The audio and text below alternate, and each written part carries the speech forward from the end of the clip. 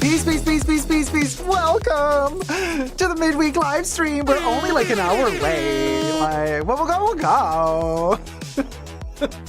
Usually, we're like a day late, so you're welcome. Hi, good evening, good morning, good afternoon, depending where you is. Last live stream was very European friendly. This live stream is very America friendly. Well, we'll go. Hello, Monarch, Grant Ramirez, Dorcia S, Gloria Retinos, Elijah Ramirez, Natalie Dietz, Debbie, Listen Linda, Melanie Rice, the Renegade Realtor. How's it going, sweetie? Spirited Chaos. This is scrolling way too fast for me. Bubbles, why are you doing this to me? Jackie, Monarch, Homer Fam. Okay, what's going on with Homer Fam? Did Bubbles do anything? Busy Lizzie Blue, Rosangela Joette, hello gorgeous Dacob, hello gorgeous Rosangela, Didi Bean, how's it going, sweetie? Jordan Camacho, Kuro, Creepa Peepa. Hi everybody, how's it going? Didi Bean, hello. Linda S says, is Bubbles now Homer? No. So, especially at the beginning of the live stream, thumb up the live stream. Hi, DMSA918. Hello, sweetie. Hi, Nay. Hello, Barbara Rank, XOXO, Love Star, Indrani, Helen, Ariel de la Tour, Nectarine Man. Hi, everybody. Hello. How's it going? Dorcia S. Love. Hello. Hi, guys. Apple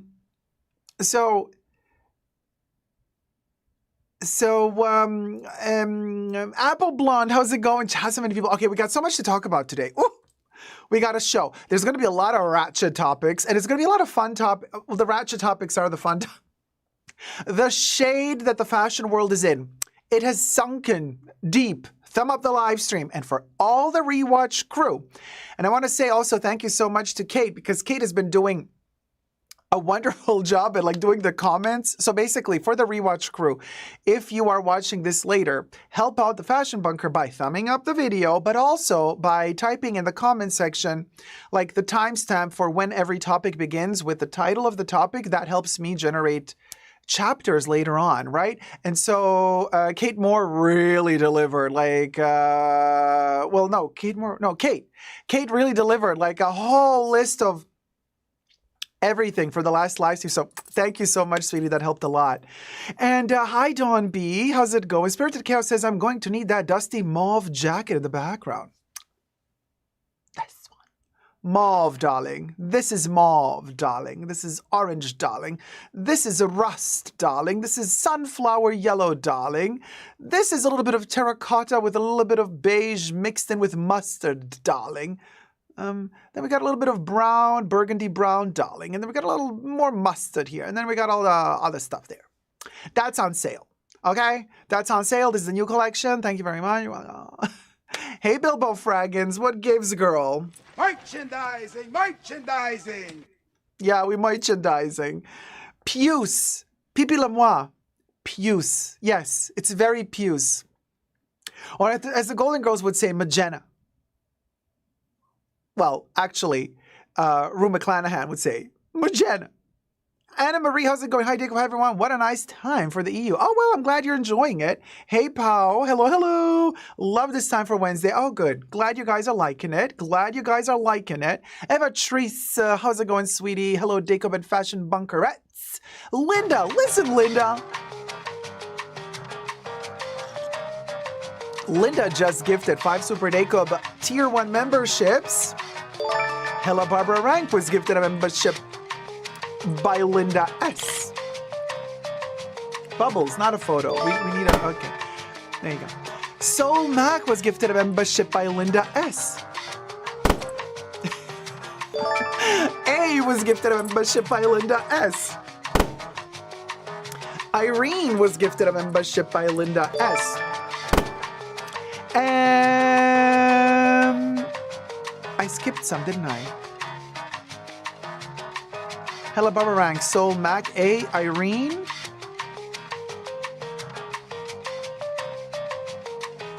Where's the 5th one? Hella Barbara Rank, Soul Mac, A, Irene. Where's the 5th member? Bubbles, what did you do? We're missing the fifth member, you guys. Is the fifth member, like, incognito? Is the fifth member hiding themselves? Because I don't see the fifth. Linda S is like, I don't know. Well, we'll go. Who got the fifth membership, you guys? That's a mystery. Somebody got a fifth membership without us knowing, which means that they are hidden. Could blocked people get a... Could blocked people get a membership? And they're like not visible? But like, Debbie's like, someone blocked? No, I don't think if you're... Oh, this is juicy. I wonder who's hiding their true identity. Their identity. And, DD Bean, it's a troll. It's a lurka. I mean, whoever got the fifth membership got notified that they got the fifth membership, but we didn't get notified. Creepa Peepa says, so scary, right? Yeah, we blocked one, says Gloria. Oh, the farter, the person who talked about the farts. I have no clue why they were talking about farts because, I mean, I know that Bubbles has a tendency of sometimes, you know, being bloated, but like that usually happens a little bit down the line in the live stream, not immediately. So it's kind of not like we never talk about flagellants, we do, but usually not like at the beginning of the live stream because like that's just rude. That's just rude. You know why that's rude? Because I say first we have the meal,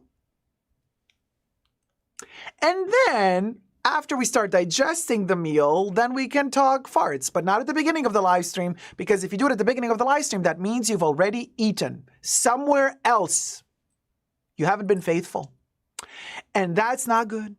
That's not good. That's not good. Save the gas for later, baby, for the second half, right, Spirited Chaos? Exactly. Ms. Jean, how's it going? Hi, Dacob. Which perfume you used today? Looking good. Thank you so much. Today, actually, let's re-spritz some. I did Comete. By the way, just finished filming my ultimate review for Comete, so now it's in post-production. So stay tuned. I will be posting it soon. And for those of you who are Tier 2 members or Tier 2 patrons of the Fashion Bunker, this past Saturday, you've seen me record this live. So you know what I'm talking about if you've seen me, you know, because you see me review it live before anybody else, and then later on we post the video. So that's another one of the extra perks of being a Tier 2 member or a Tier 2 patron.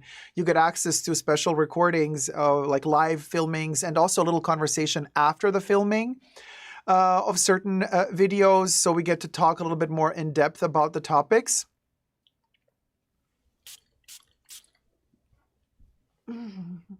Let's fly, baby. Oh, wait for my review to know all the deets, but I can tell you this much. The more you use it, the more obsessed you become. The more I use it, the more obsessed I become. The more like addicted I become. It's a grower, not a shower. I must say that. I know, Nay, that dent. Look how much I used up already. I mean, I'm not playing around. I'm not fooling around. Sorry, it's a fingerprint magnet, though. It looks really ratchet. It's not. It's just makeup, you guys, because I just applied powder on my face. So all of this kind of like fingerprint stuff, it's the Chanel powder, darling. So it looks a little bit ratchet, but don't you worry. So wait a minute. Is this thing filming? Yeah, it is. So yes, we have a dent in the bottle. I mean, look how much not in the bottle, in the just. So this much I can say, it's not a shower, it's a grower. The more you use it, the more facets you just, it's such a complex perfume. So you need to really, really give this one the and honestly, you need to give it the proper time. But honestly, it's the 200 ml bottle for me. And nobody ever spoke about this before, and I think it's time to say this. I think Chanel, although I love them for travel, don't get me wrong, the 75 ml Les Exclusives, okay, I think the sprayers, the atomizers of the 75 mils are just terrible. Terrible. The 75 mils, they spit at you. It's such a stiff spray thing. It just like squirts all over. Some people might like that. But, and it's very localized. It does a puddle thing. It spits at you, the 75 mil. really, it irks me. It's so hard to dose them properly. But the 200 mils, oh, magic. Really, the atomizer of the 200 mil, it's just, this is how it should be. This is how it should be. Nay, completely agree with you. The atomizer can change the experience of the fragrance. It really can. It really can. And the 75 mil, it's a spitter. I'm not just talking about Comete. I'm talking about all Les Exclusives fragrances, all 19 of them. The 75 mil bottles, they have a spitter sprayer. I mean, this is a cloud. This thing gives you the full vibe. Like, this is how it should be dosed, in my humble opinion, because of that kind of cloud it gives you. So that's another thing to consider if you're going to purchase 75 mil or 200 mil. There you go. Gloria Racino says, yes, my 75 mil of beige Les Exclusives spits. Yeah, they are spittas. They don't give you that nice fluffy cloud of perfume. The 200 mil bottles of the Les Exclusives, they always give you that fluffy cloud of perfume, which is just so amazing. And I wonder why they did that with the 75 mils, because, I mean, they can fix it. But you know, Chanel, they don't fix it until they discontinue the whole darn thing. So there you go. Nay says, I sample a lot, so I know. I truly appreciate brands that have a great atomizer for their samples. Yeah, we need fluffy cloud. It can make some completely come alive. The fluffy cloud is what really brings them to life. I mean, I know I have my jewelry on this side. Let's do this one. Look. Well, with the green screen, you're not going to see the cloud. No. But it floats. Oh. Now, I wouldn't be able to do it like this with the 75 mil. I would have to come in close because it would spit and you could miss the mark and then you miss the arm and it's a mess. So you got to be very careful how you apply the 75 mils as opposed to the 200 mils. Okay? Hey, Ryan. Okay. Somebody with the afternoon live. Yes, I am alive on an afternoon. I know. It's insane. Rusty, how's it going? Don't know why, but the less perfume I have left in the bottle, the less I use them, trying to preserve them. That's a classic. We all do that. You know, and I always leave a couple of drops left in every bottle just for reference purposes so that like 10 years, 20 years from now, you know, if I'm still here, you have that reference point, like a couple of, you know, just a little bit at the bottom of the bottle. I never empty a bottle fully unless I don't purchase backups when it's new. So like, let's say I might be getting a backup of this, right?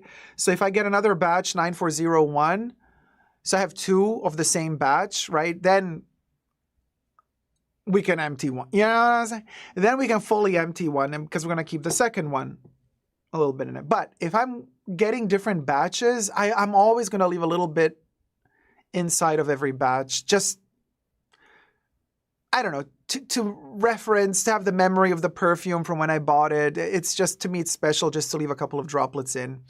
Thumb up the live stream. We got only 61 likes. You got, it's like pulling teeth. But I do this too, says Aish. Yeah, hi, Dacob. How are you? Hi, Nadine. I just put the baby to be so I can relax and enjoy the live. Oh, cheers, baby to be. The atomizer can really affect the experience completely.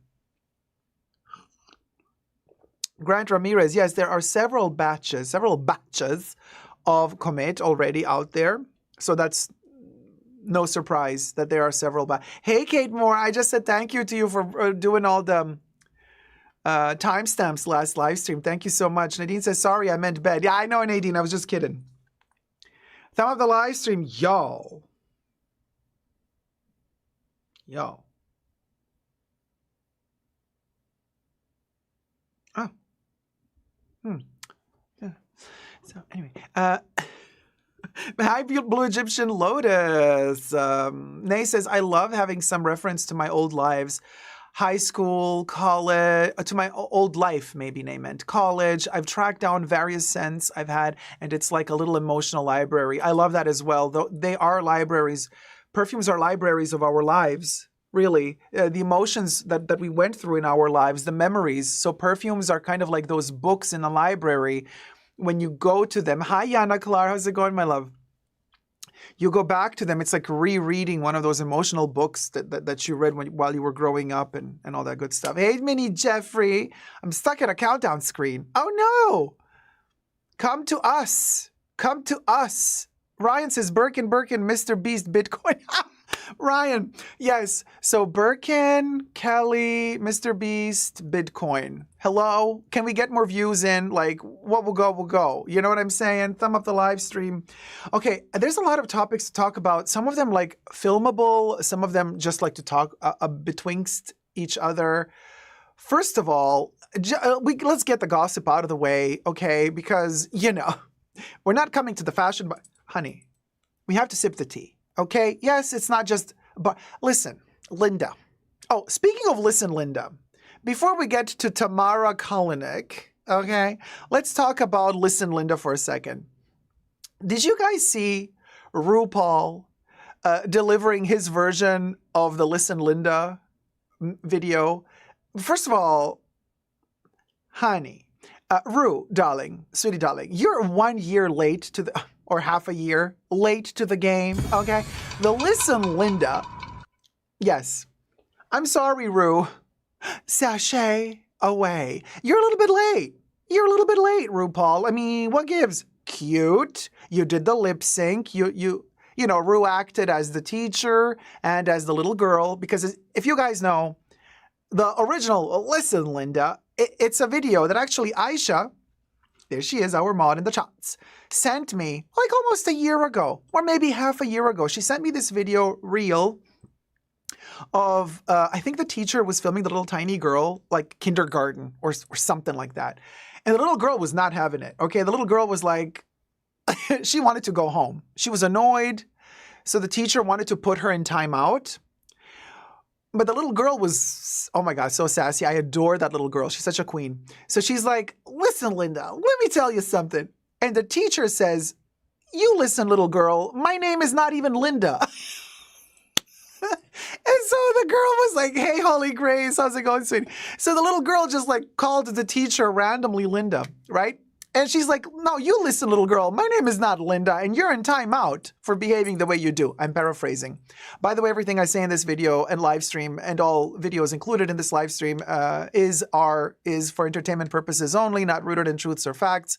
Everything's alleged and just my opinion. Thumb up the live stream. Thank you. And tip your host if you're having fun gossiping about the world. So anyway... So super cute video. The little girl is super tiny. She's very, very little and adorable. Okay. And she's like, you know what? If I wouldn't be here right now. If I could, I would go home and I don't want to have anything to do with you and all of these kids today. I just want to go. Like, she is done. The little girl is done. But what I really like about Rue Paul, he delivered, even though he's late to the game, Hi Mahora. He understood that little moment in that video where the little girl realizes that the teacher might not be Linda. Because when the little girl says to the teacher, listen, Linda, and before the teacher has a chance to say, my name isn't even Linda, little girl, the little girl says, listen, Linda. Linda? So she repeats Linda twice, and the second time she says Linda, she's kind of starting to realize that maybe the name of the teacher is not Linda after all. So Rue Paul delivered that subtle nuance when he repeats Linda, when he's acting as the little girl. Fabulous. Oh, Katie, thank you so much, my love. Kate_F donated $30. Honey, the journey has never been tougher. Let's drive towards that tip. Let me tell you.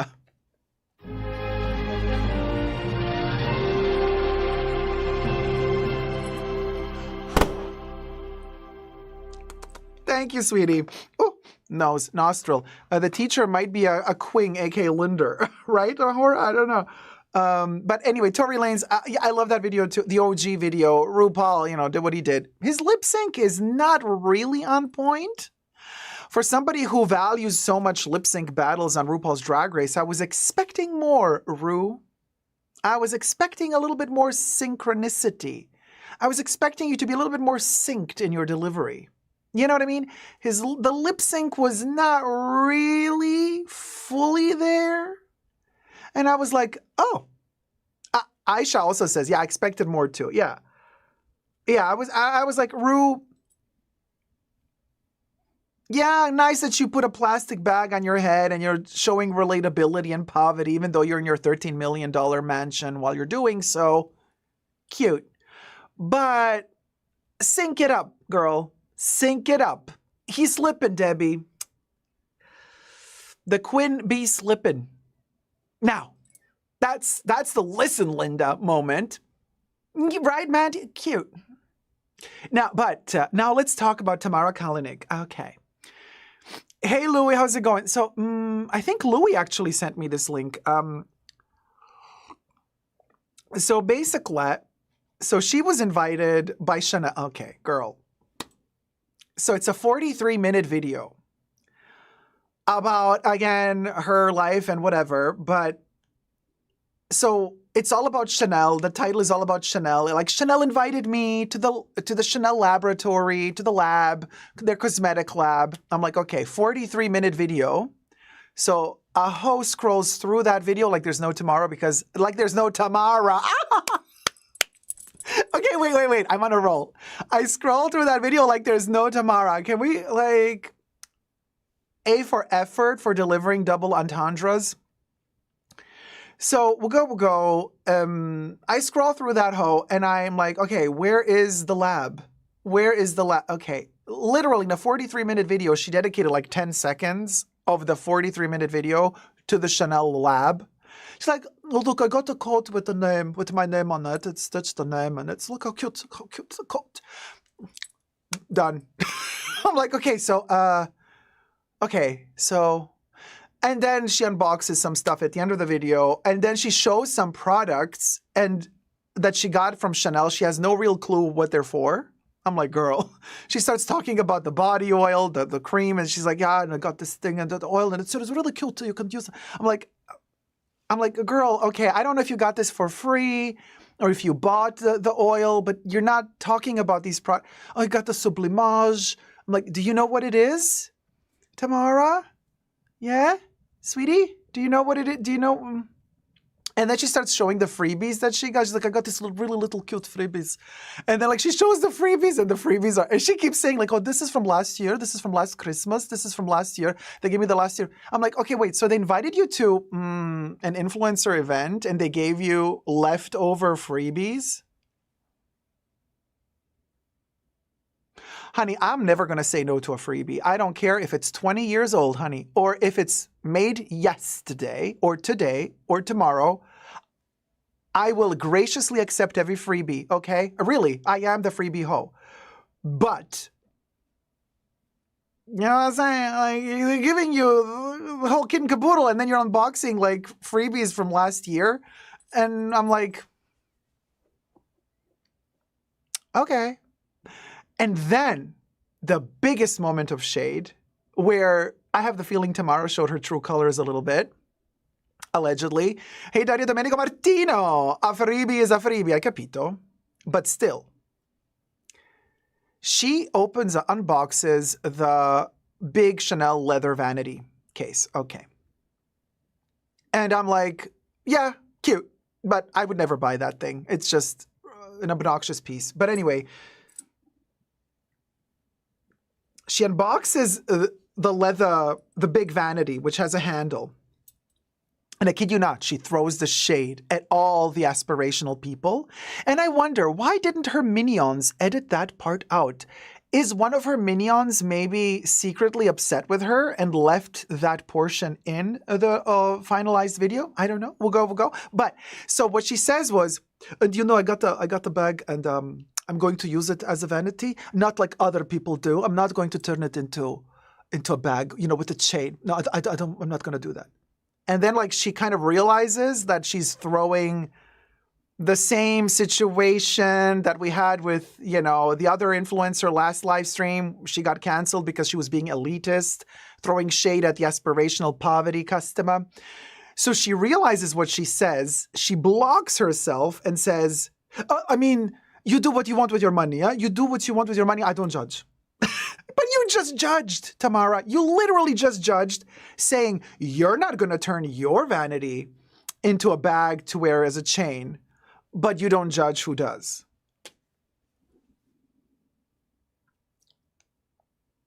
Really? Really? You know what I'm saying? It's like that video of that llama eating, the guy who drives around with the llama gave a lemon to the llama. And the llama ate the lemon. And at first the llama, the llama has teeth going outwards. They're hysterical animals, really. And the llama is trying to bite into the lemon, right? And at the beginning, it's like, it can't get into the lemon. And then when it finally breaks the lemon and the flavor, the acidity of the lemon hits the llama is like chewing, and then it opens the lemon and goes, and spits the lemon out. And it's like, that's how I felt watching that video. Those 43 minutes that I scrolled through quickly made me feel like that llama biting into that lemon. We'll go. Katie says, Dacob, you're so good at a parody. Thank you, Katie. Well, they come for me no matter what I do. If I'm kind and polite to everybody, they hate on me. If I throw shade, they hate on me. If I throw sophistication, they hate on me. If I throw ratchet hoe, they hate on me. If I throw truth, they hate on me. If I act it out for the sake of comedic relief, they hate on me. So I figured, you ain't never gonna make it if you ain't hated. T-shirt. Pao says, she says she doesn't judge right after judging. Exactly, Pao. That's the whole point. That's the gist. That's the gist of that video. She's like, I would never do that to my vanity. I will never put the chain internet into a bag. But I don't judge you. You do that. You poor poverty aspirational viewer of my channel. No, she never said that, but you know what I'm saying. Speaking of aspirational, hi, Zach. We'll go. Let me scroll down. Zach says, hi, y'all. So this is it. It's 15/5, and yours truly made it to another year once again. What those brands did to me. My poor aspirational client. Me, poor aspirational client, just running back home. Zach, happy birthday. Oh, my God, it's your birthday today. Wait, is it today or is it like in a couple? Well, I guess it's today from what you're saying. Well, happy birthday. Zach just gifted on his birthday gifts to y'all. Happy 5 Super Dacob memberships. To you. Cheers, Zach. Drinking tea in your honor. How about that? Bubbles singing happy birthday. I'm living ferret. Happy birthday to you. Papa Cherry. As for Zach gifted 5 Super Dacob memberships.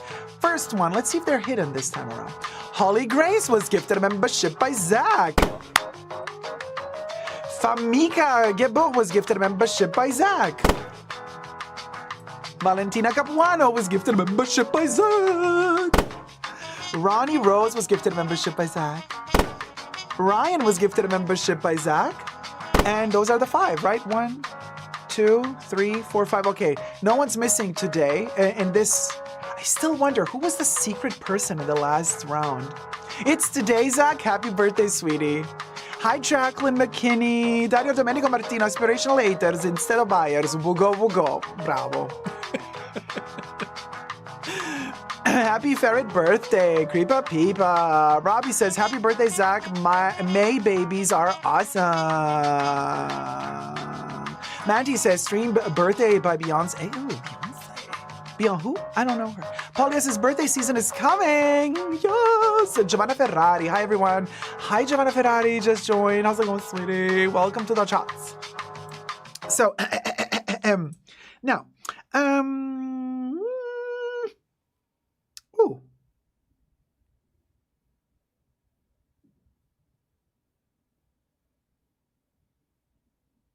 Hold on.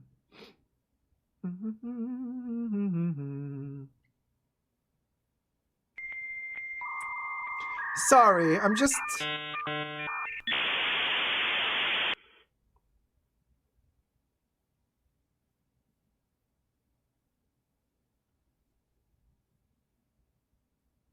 Hold on, you guys. I'm just checking something.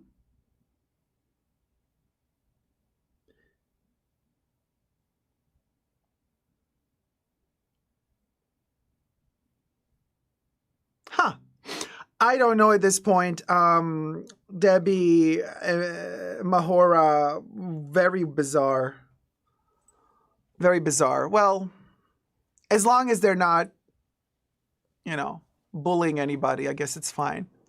YK. Hi, Miss B. So happy to make it to Wednesday stream. LOL, that sound. 1999. AOL. LOL. AOL. Who said love your shirt? Oh, Katana, love your shirt, Dacob. Thank you. Yes. So this is a Jeremy Scott for Adidas t-shirt from back in the day. Do you remember when Jeremy Scott did the teddy bear sneakers? I got all of them. And I got the shirt as well. So these are the teddy bear shirts. Jeremy Scott for Adidas 2012, 2013-ish. So they're 11. Oh my God, this shirt is 11 years old. Okay, I'm just getting depressed. As I'm saying this, I'm getting depressed. Because my memory, this is like it was yesterday. And I got two of them, one for me, one for my dad. And my dad wore it till his dying day, really. So for the love of me, but he liked it too. I know after he passed away, I took the shirt back. So I have two shirts. I have his and mine. I'm wearing his today because it was Mother's Day on Sunday. It was Mother's Day, but it was Father's Day a couple of days prior to that. So I'm just kind of like, because it was Mother's Day on Sunday, I thought, well, in honor of my dad, I'm going to wear the shirt I gifted him not on Father's Day, but just, I want to give some attention to my dad as well. You know what I'm saying? Even though he's no longer with us, in spirit, he most certainly is. So there you go. That's my dad. I'm wearing my dad's version of the shirt. Like I said, I have both of them now, but I'm wearing his. So there you go. He did wear the little teddy bear shirt for the love of me, but he also wore it when I wasn't around. Like he liked it, he thought it was cute. So there you go. So that's for my dad. And the camellia is, the camellia is camellia. It's a little Chanel moment. There it is. A little bit. I thought to myself, let's not do too much color. Let's also do a little bit of darkness. I always like to combine light and darkness. It's really important to balance out light and darkness always. So we have this gorgeous, ginormous Chanel camellia. And I'm actually working on painting a new camellia from their paper camellias that they give you on the shopping bags. Oh, the brooch is pretty. Thank you, Liz. And so I was talking to my sales associate. I love you so much. Thank you. And I showed her the photo of the camellias that I painted. She loved them so much. So she gave me a couple more to paint. Really, really sweet. And I promised her one as well. I'm like, listen, what's your favorite color? Listen, Linda, what's your favorite color? So she's going to get a little special handmade Super Dacob camellia for me. But, Katie says, Dacob, my dad brought me strawberries today, and I remembered your dad that he loved strawberries too. Oh, Katie, thank you so much for remembering my dad. Yes, I had strawberries yesterday, and I ate one for him in his honor, But every time I eat strawberries, I think of my dad. He loved strawberries so much, so that also brings back the memory of him. Every time I eat strawberries, I think of him. And hey, Jeanette Freeland, how's it going? Happy birthday, Dacob. Love you lots. I haven't forgotten about you. Hey, Jeanette, sweetie. I see every time you comment underneath the videos, and I always say hi back to you. So I hope the job is doing well. I know you're doing the nurse position. In the, I think in the hospital, right? If I remember correctly. It's not easy for me to keep up, there's a lot of people in the chats, but not easy to keep up with personal stories from everybody, but I try as hard as I can. And also gotta give as much attention as I can to all my wonderful, wonderful mother energy ladies in the house. And so there you go. No, listen, Linda, wait, it's your birthday, Dacob? It's Zach's birthday, but stick around because this live stream, we're going to talk about birthday. Just not right now, but a little bit later on, there's going to be some info about the birthday.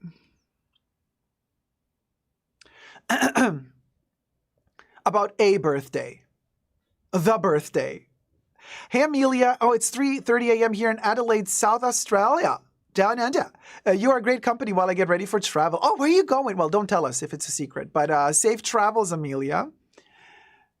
Miss Jean says, Dacob, have you seen the Animogram collection of Louis Vuitton? Happy birthday. No, I mean, come on.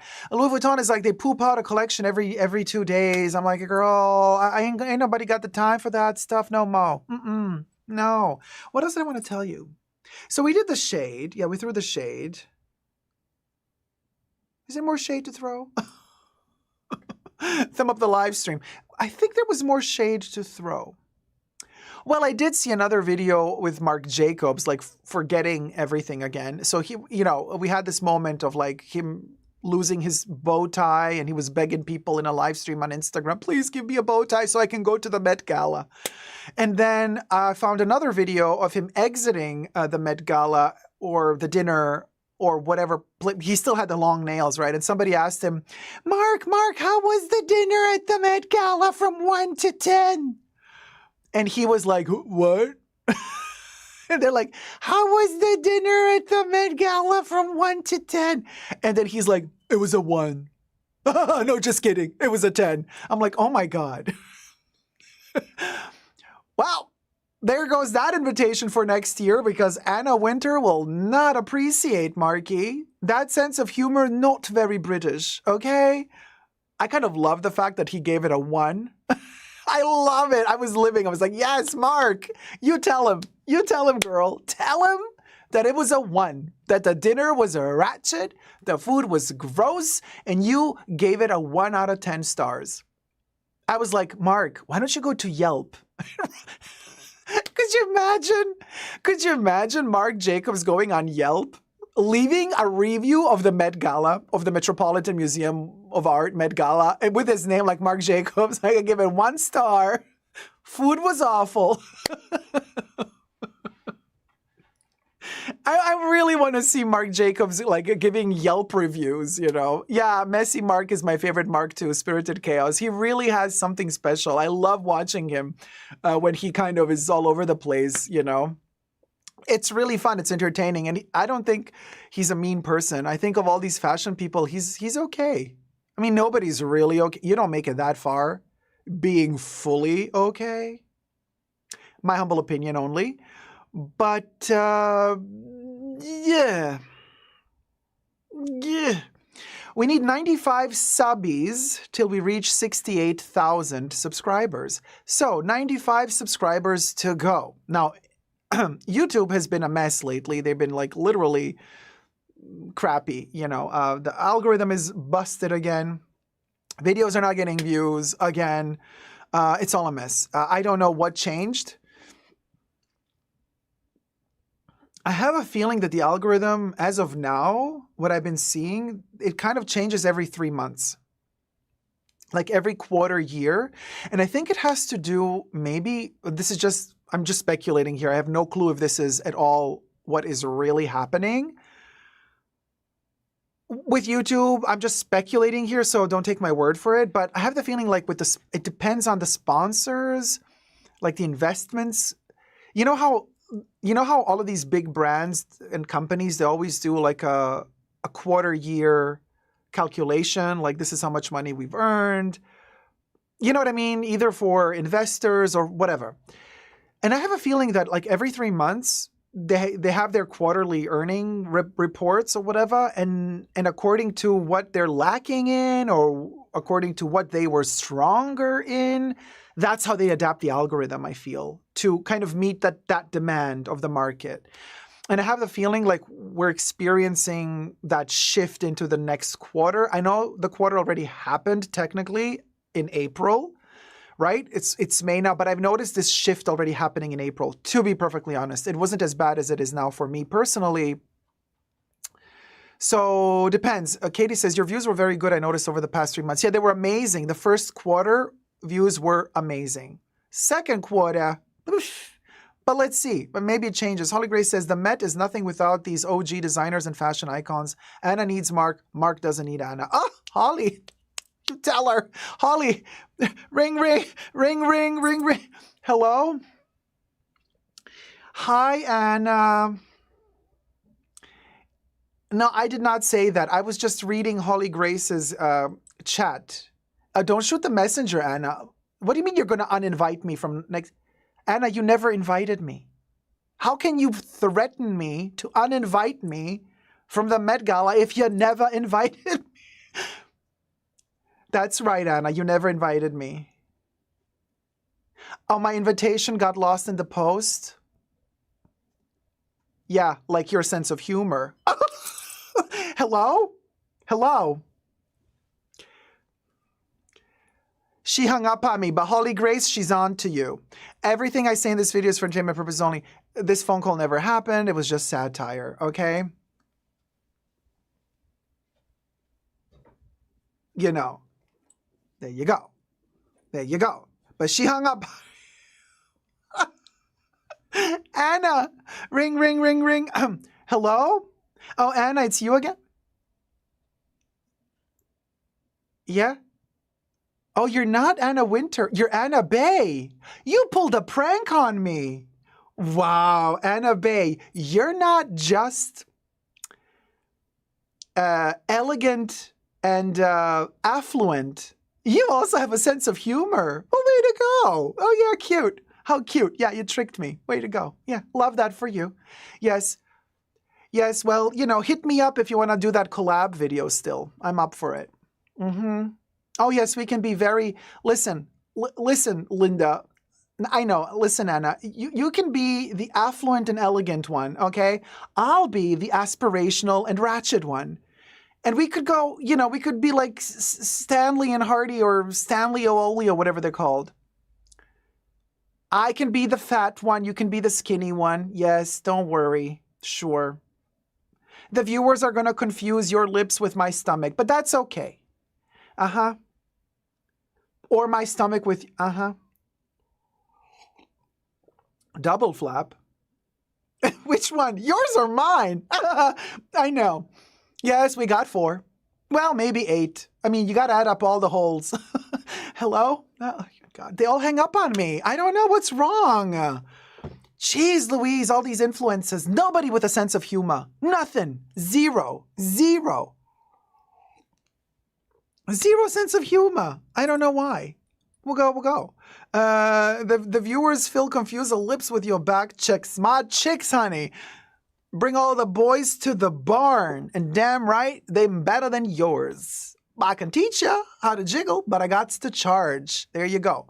Kelis. Okay, since other singers have done Kelis dirty, at least we quote Kelis, and we give her the credit she deserves. YK, Pharrell. Butter. Butter.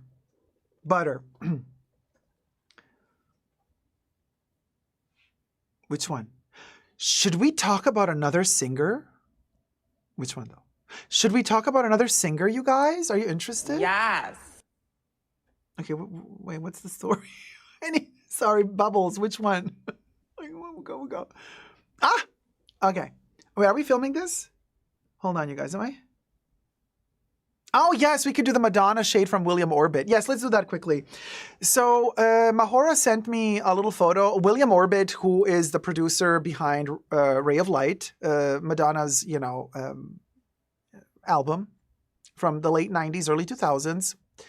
And so he said, whoever says Madonna doesn't have a good voice is cray-cray. She has a wonderful voice. Like, you should have heard, like, us recording in the recording studio. She delivered some amazing vocals. Well, it was after Evita, after all, so I guess, she was kind of trained. But then he says, even though she can be unkind sometimes, like mean. And of course, he threw the shade, and of course, everybody went with it. And in the chats, you have all the people, the Brazilians are still high from the concert she gave them for free, right? The Brazilians came for him. The Brazilians flooded his chats like a tsunami, honey. And they're like, how dare you? She just performed. So the Brazilians were not having it. The Northern Europeans were a little bit more sophisticated about it. And they were more like, yes, William Orbit. Yeah, we got you. We got you. But interesting how he kind of threw shade at her there. Did she reply? She probably blocked him. I don't know. We'll go. But there's that. No, but so are we filming this topic? The butts? Or is it just a we'll go moment? Hold on. Doing this. Oh, we're filming it. Okay. Hi, everybody. Oh, wait, hold on. Yes. Bubbles. Coordinating me. Hi, everybody. Dacob here. Welcome back to the Fashion Bunker. Starlets and stars. Huge stars. Wonderful singers. And one of my favorite singers. Just launched boots. Shoes, darling. Luxury shoes, darling. Who is that singer? And how much do the shoes cost? How do they look like? Do we like them? Are they still available? And what collaboration did they make? Find out after you subscribe to my channel. Push the join button next to the subscription button. Become a member today. Gain access to extra perks. You can also join me on Patreon. Super Dacob all spelled together there as well. For extra perks, this video is being filmed live in front of a live virtual audience. I live stream several times a week. Come join the fun. Come join the chats. Hello, co-chattors. Enter the room, my goddess. Mary J. Blige. I just adore this lady. Like, really, her voice, her music, her pizzazz, her sass. And I love her boots. She did a collab, y'all. Yes, she did. Yes, she did. And we got the deets. Mary J. Blige launches. Are we ready for the price? Before do you want to know who she's collaborating with first? Or do you want to know the price first? Or do you want to know if they're still available? What do you guys think? Evian says, what a surprise. Given affluence, says Creepa Peepa. Debbie says, liquid boots. Well, interesting. The Nectarine Man is trying to guess. Is it Giambattista Valli collaboration? No, you're wrong. It's not. Ryan wants the price. We want to know who that is first. Okay, Mahora. I got to listen to Mahora because if I do not listen to Mahora is my mod. I'm not gonna see or hear the end of it later. So Mahora says we want to know first who it is. Well, the collaboration is between Mary J. Blige and Giuseppe Zanotti. Giuseppe Zanotti. These are the boots. They look like liquid gold. I am in love with this. Like, seriously, they're going to make you look a little bit chubby or frumpy or stumpy because they're really big and they kind of, like you see, they fold up together, they wrinkle up, so they make your foot look really big. It's giving Wendy Williams. I know, throwing shade here. My apologies. I adore Wendy Williams, by the way, but IYKYK. But so they are gorgeous. And we've actually seen Madonna wear something similar in black when she was announcing her Rio de Janeiro leg of the tour or post-tour special leg of the tour, right? And she was wearing a black kind of boot similar to this, not from Giuseppe Zanotti. I don't think so. But also like ginormous, right? Now, here we have this boot, and what a boot, the boot. How much does it cost? Now, it is Giuseppe Zanotti, right? So Giuseppe, you could say for Italian standards that Giuseppe falls under, luxury, but Giuseppe for me is a kind of an in-between brand, modern, fashionable, hit or miss, really. I'm not a big fan. I mean, what Giuseppe does for women sometimes is fascinating to me. But anyway, so Mahora says, are they $3,000? No, they're not $3,000. Do we have a second picture? We do. Ta-da. I like the heel. I even like this little double thing, like a little Chanel-ish moment with a little cap. The heel being RC. I really like them. I do have a problem with this shoe, and we're going to get to the problem that I have with this shoe. But first, let's touch base on the price. Okay, $1,295 plus tax. Now, Giuseppe Zanotti and Mary J. Blige did not say how many they manufactured, okay? But she did promote the shoe, and guess what? It sold out. Just like in the good old Yeezy days when Kanye was kind of at the top of the world together with Adidas back in the day. Yes, how time flies. And in the fashion world, that was prehistoric times when Kanye was somebody. But here you go. They sold out. $1,295 plus tax. And now we get to my issue with this shoe. Issue. See what I did there? Issue. My issue with this shoe is the material. Alas, it's not leather. And I'm sorry, Mary J. Blige, but here's where you lose me. Now, according to this article, at least, okay, the story exchange.org. In that article, it says that the boots are pleather. Yeah. So they're called the Mary boot, like Mary J. Blige. So it's called the Mary boot. Italian fashion company Giuseppe Zanotti and Mary J. Blige announced, and they have to tell her age. Why do you have to do this in articles? Why do you have to tell the woman's age? I mean, she's probably very proud of her age, but still, why can't you just say Mary J. Blige, a wonderful, wonderful artist and singer, did a gorgeous collaboration with Giuseppe Zanotti? Nobody's giving the age of head designer of Giuseppe. I don't know if Giuseppe Zanotti is even still alive, but they did not say the age of Giuseppe Zanotti. No, they only gave in the article the age of Mary J. Blige. Not cool. So I'm not going to say the age. There you go. There you go. Okay? Announced this week a collaboration called the Mary Boot, an over-the-knee boot in rosé gold, priced at $1,195 plus tax. Everyone is always asking me, when will you come out with boots? Says Mary J. Blige on the brand's website. Well, here they are. I've always loved Giuseppe's aesthetic and how he combines Italian sophistication with this edgy energy. We're so excited to finally share these with the world. A native of the Bronx, New York, Blige first entered the music world at age 18. After signing with Uptown Records, making her the label's youngest and first female artist, according to the singer's official website. So, where do we touch base on the material?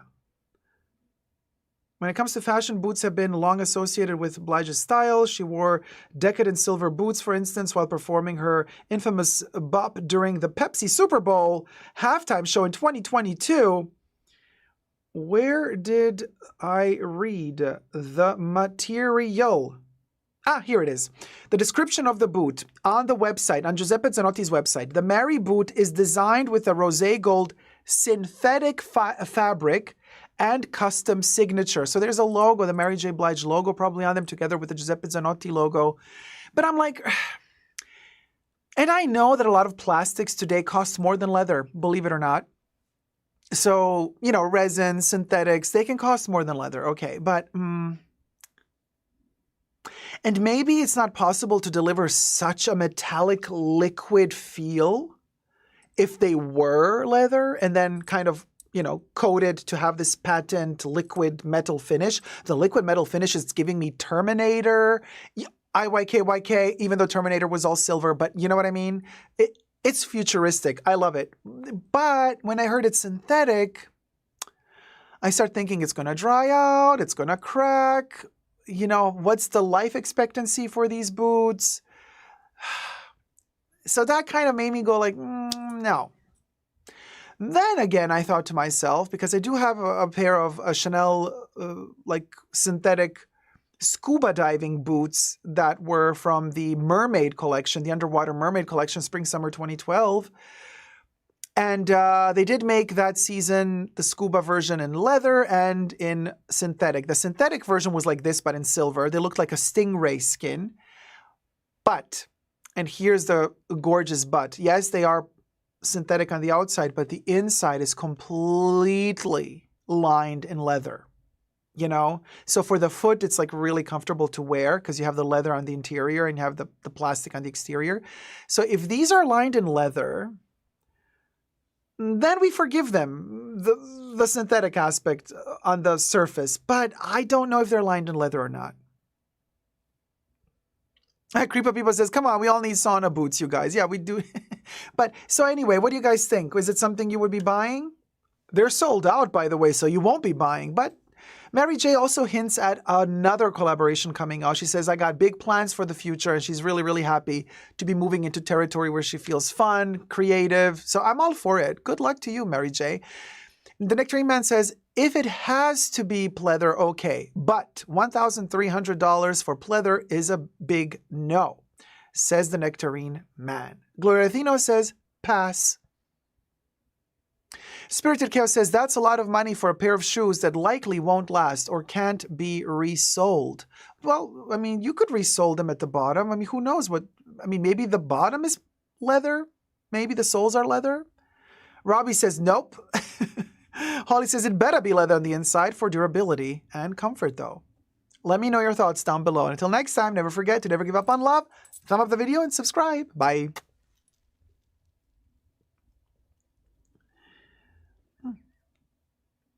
Jelly Frito feet. Yeah, I mean, yeah, probably you're gonna sweat in him.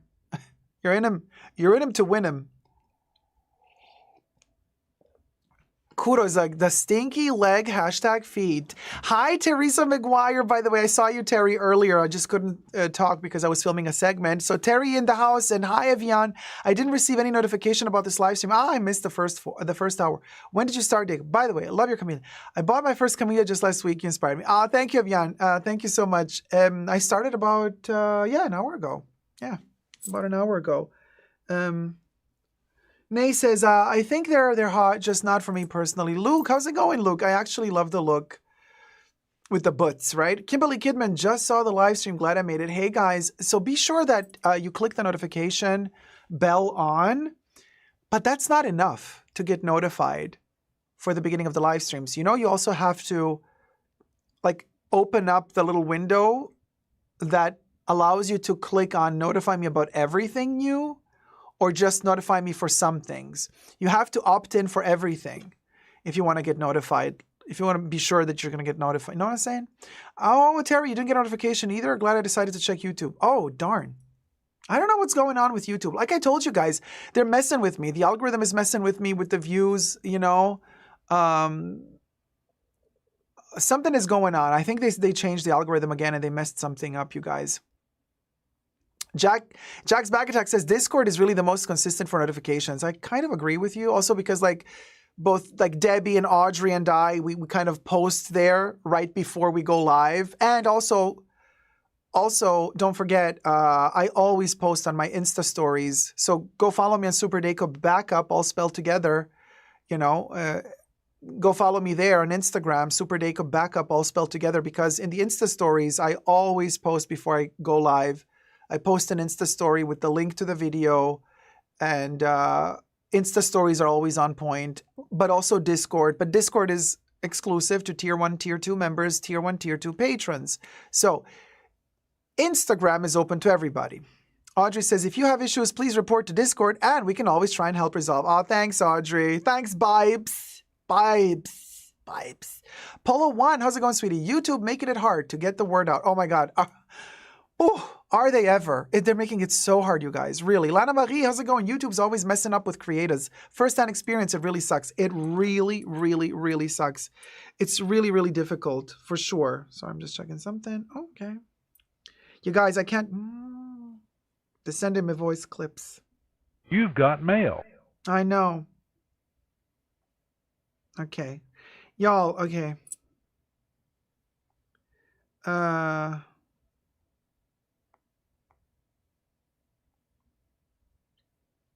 Okay.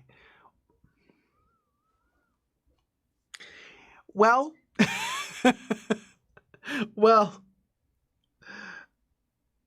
so there you go. Anyway, Spirit of Care says the AOL nostalgia is real. Yes. Can we have a dial-up, Bubbles? Dial us up, Bubbles.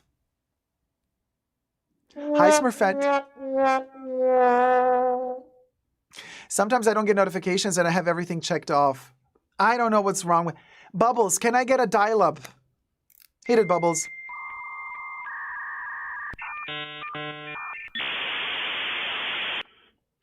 Such a vibe, such a moment. Okay, another shade moment. Do you guys remember our bag cult music song from like 2-3 years ago? The bag cult, the journey, the bag... Do you guys remember? You remember, right? Some of you who've been in the fashion bunker during the pandemic, you remember. So we did the song. We played it a couple of times. We danced to it. You know, we'll go. And it was fabulous. It was fabulous. So like a DJ contacted me. He produced the thing. And we didn't release it at the end because it was a little bit strict. Well, let's just say it was complicated. But anyway, we did the song. Now, somebody went viral just like a week ago. This blonde chick, I don't know if she was making fun or if she was serious. And now everybody's using her voice clip to do a track to sing, like to dance, you know, a club track. And so she did something similar to Bag Cult, but her thing is really going viral. Ours flopped, as everything we do does.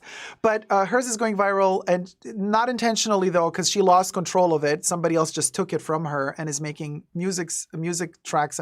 A ton of DJs have done it, and it's that blonde chick like acting like a bimbo. You know, she's like sitting there, and then she's like saying like, what does she say in that video, you guys? She says she wants an investor, money. What does she say? Darn it.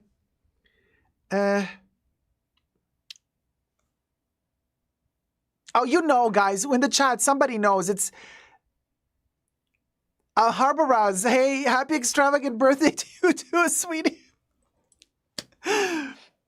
Yes, thank you, Rusty. 6 foot, finance, blue eyes. That's the one. 6 foot, finance, blue eyes. Yes, 6 foot, finance, blue eyes. So she said that that's the man she wants in her life. Like she's saying, like, you have to have these credentials if you want to hook up with me. You gotta be 6 foot tall, work in finance, have the dough, and have blue eyes. So all the DJs have been taking that sound clip and they've been turning it into dance tracks, which is literally what the DJ did a couple of years back during the pandemic to my video that I shot of me talking about the bag cult. And he took my voice, he sampled my voice and turned it into a track. That's exactly what happened now to this lady with 6 foot, finance, blue eyes. Something like we've done it before. But, you know, anywho.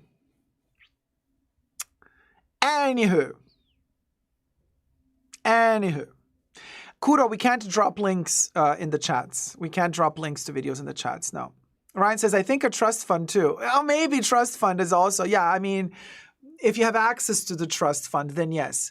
So there you go. There's that.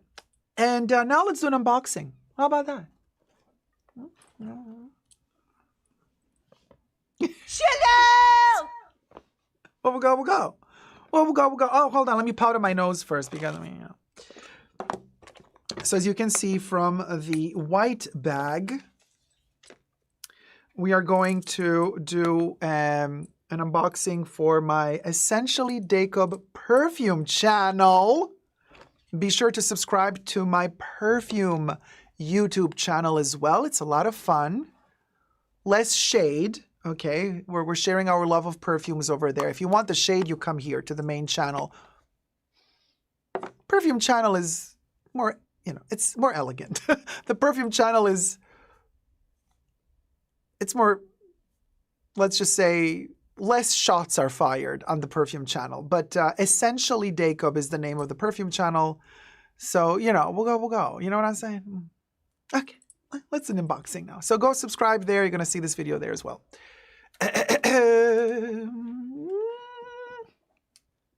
Rusty says, I wish I can unbox a 6 foot finance blue eyes girl. I'm thirsty. Wait, you want to unbox a girl or a boy? Or you're saying, girl, I'm thirsty. This is complicated. You see, I'm really bad at this, especially when you put emojis in between. It's the emojis in between that confuse me. They confuse me. Let me grab my bags as well. Okay, Zach, let's do a simultaneous unboxing. It's more civilized. Kari, it's more civilized. Come on, don't say I'm not civilized here on this channel. I mean, sure, we can be ratchet, we can throw shade, but like, we're civilized. Thank you, Audrey, for posting the link to my perfume YouTube channel. I think that's the link to the perfume YouTube channel. Polo 1 says 6 foot finance green eyes here. Well, there you go. Look at that. Are you single, Polo 1? Can people drop you DMs in the DMs? How can people get to you? Are you ready for interaction, Polo 1? Yes. Polo 1 is like, yes. Polo 1. Polo, you did not wait. How did you chat so quickly? Usually when I say something, it takes like, there's a little bit like, there's like 10 seconds like before the chats get through. But no, like Polo 1 was like typed yes before I could even ask the question. He's short and balding and brown eyes, says Debbie. Ah, don't be like that, Debbie. Holy Grace says, Rusty, you and me both. Debbie says, I'll give you all my short brother. All my short brother. I'll give you all. I will give to all of you my short brother. My short brother is balding and has brown eyes. Thank you, Debbie. That's very kind of you. But he works in finance. Oh, there you go. Well, if had you said a lawyer, I would have said, oh, he might just turn out to be like Harry from Sex and the City. Why not? Charlotte seems to be very happy with him, if you know what I'm saying. So, to each their own. To each their own. Kari says, well, I had to adapt to the bunker. Adapt? Adapt. Mandy's like, what an offer. Well, or you... Polo wants Palo. I mean, you know, good Palo is a prison. There you go. So, okay, let's do the hidden bubbles. All this Palo talk, I can't.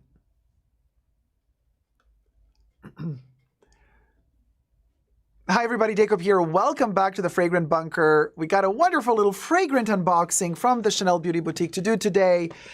Super excited about this. And I'm first excited that my beauty boutique still has a couple of the old school bags with the glossy Chanel finish, the good old paper with the, you know, with the knotted straps and handles.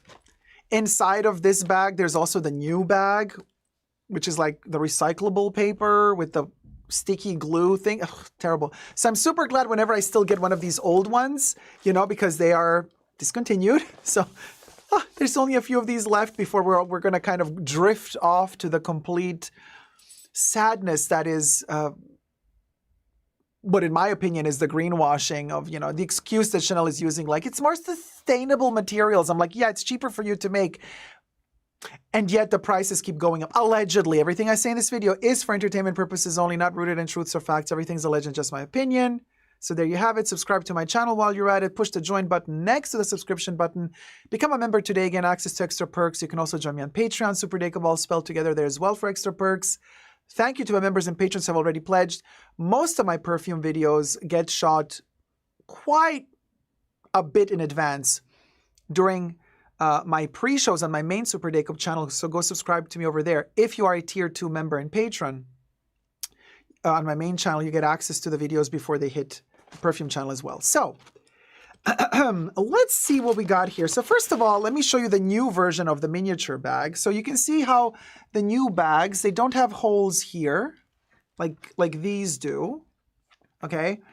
They just have a perforation at the top, okay? And then you have this little paper, really bad quality to the touch.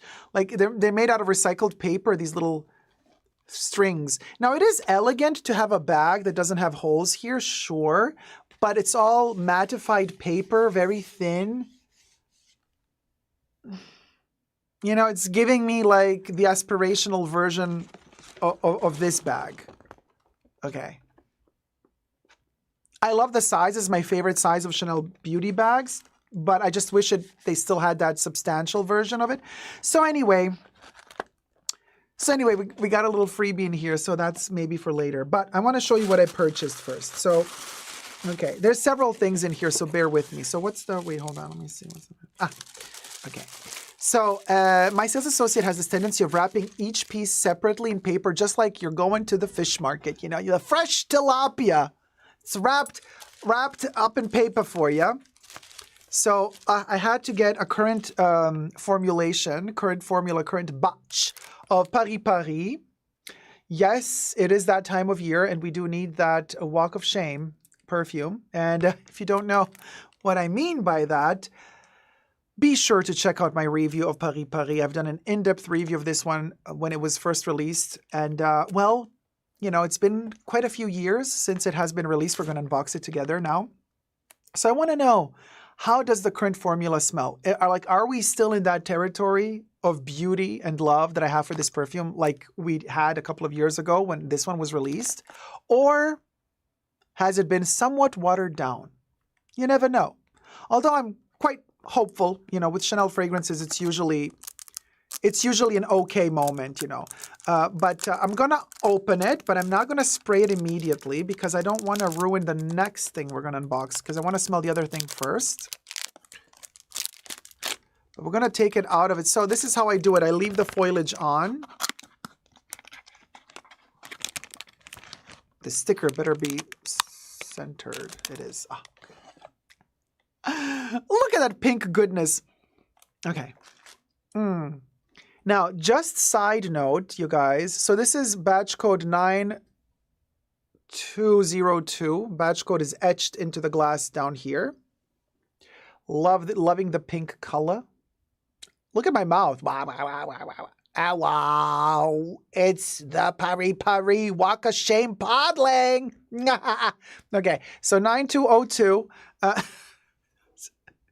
I've only had English tea today so far. So no weird substances, just letting you know. Just perfumes and okay, I'm not going to spray it yet, but the color already looks promising. Loving the pink. Seems like the same color as the OG release. But I'm not going to spritz it on just yet because the other thing I'm going to unbox is more delicate. And I don't want this to overpower what I'm going to unbox next. Just an FYI moment. The body lotion of Paris. As much as I adore the eau de toilette of Paris, the body lotion, it just doesn't work for me. On my skin, it smells terrible. Isn't that bizarre? And this is why I always say with Chanel perfumes, you really, really, really have to test stuff out. It doesn't smell the same on everybody. You know, I've just reviewed also Comete. Look how much I've used up already, and it's just been released. I mean, this one I'm really enjoying. But quite a few people, you know, don't really like this one too much. So you have to try these out, okay? And very fascinating how different the body lotion is to the actual eau de toilette. On my skin, it just does not work, the body lotion. So bear that in mind as we jump into the next unboxing. Oh, what will go. Okay, and I got some sad news. Maybe it's good news long term, but short term, sad news. So again, wrapped in this beautiful Chanel foliage, we got another little Lezo moment. Oh, look at this. So we got ourselves a Paris Riviera, but not the eau de toilette. No. We got ourselves the hair and body shower gel. And here's the sad news. They've been discontinued. Let that sink in. And call your Chanel beauty boutique to ask if they have anything left. So they've been discontinued.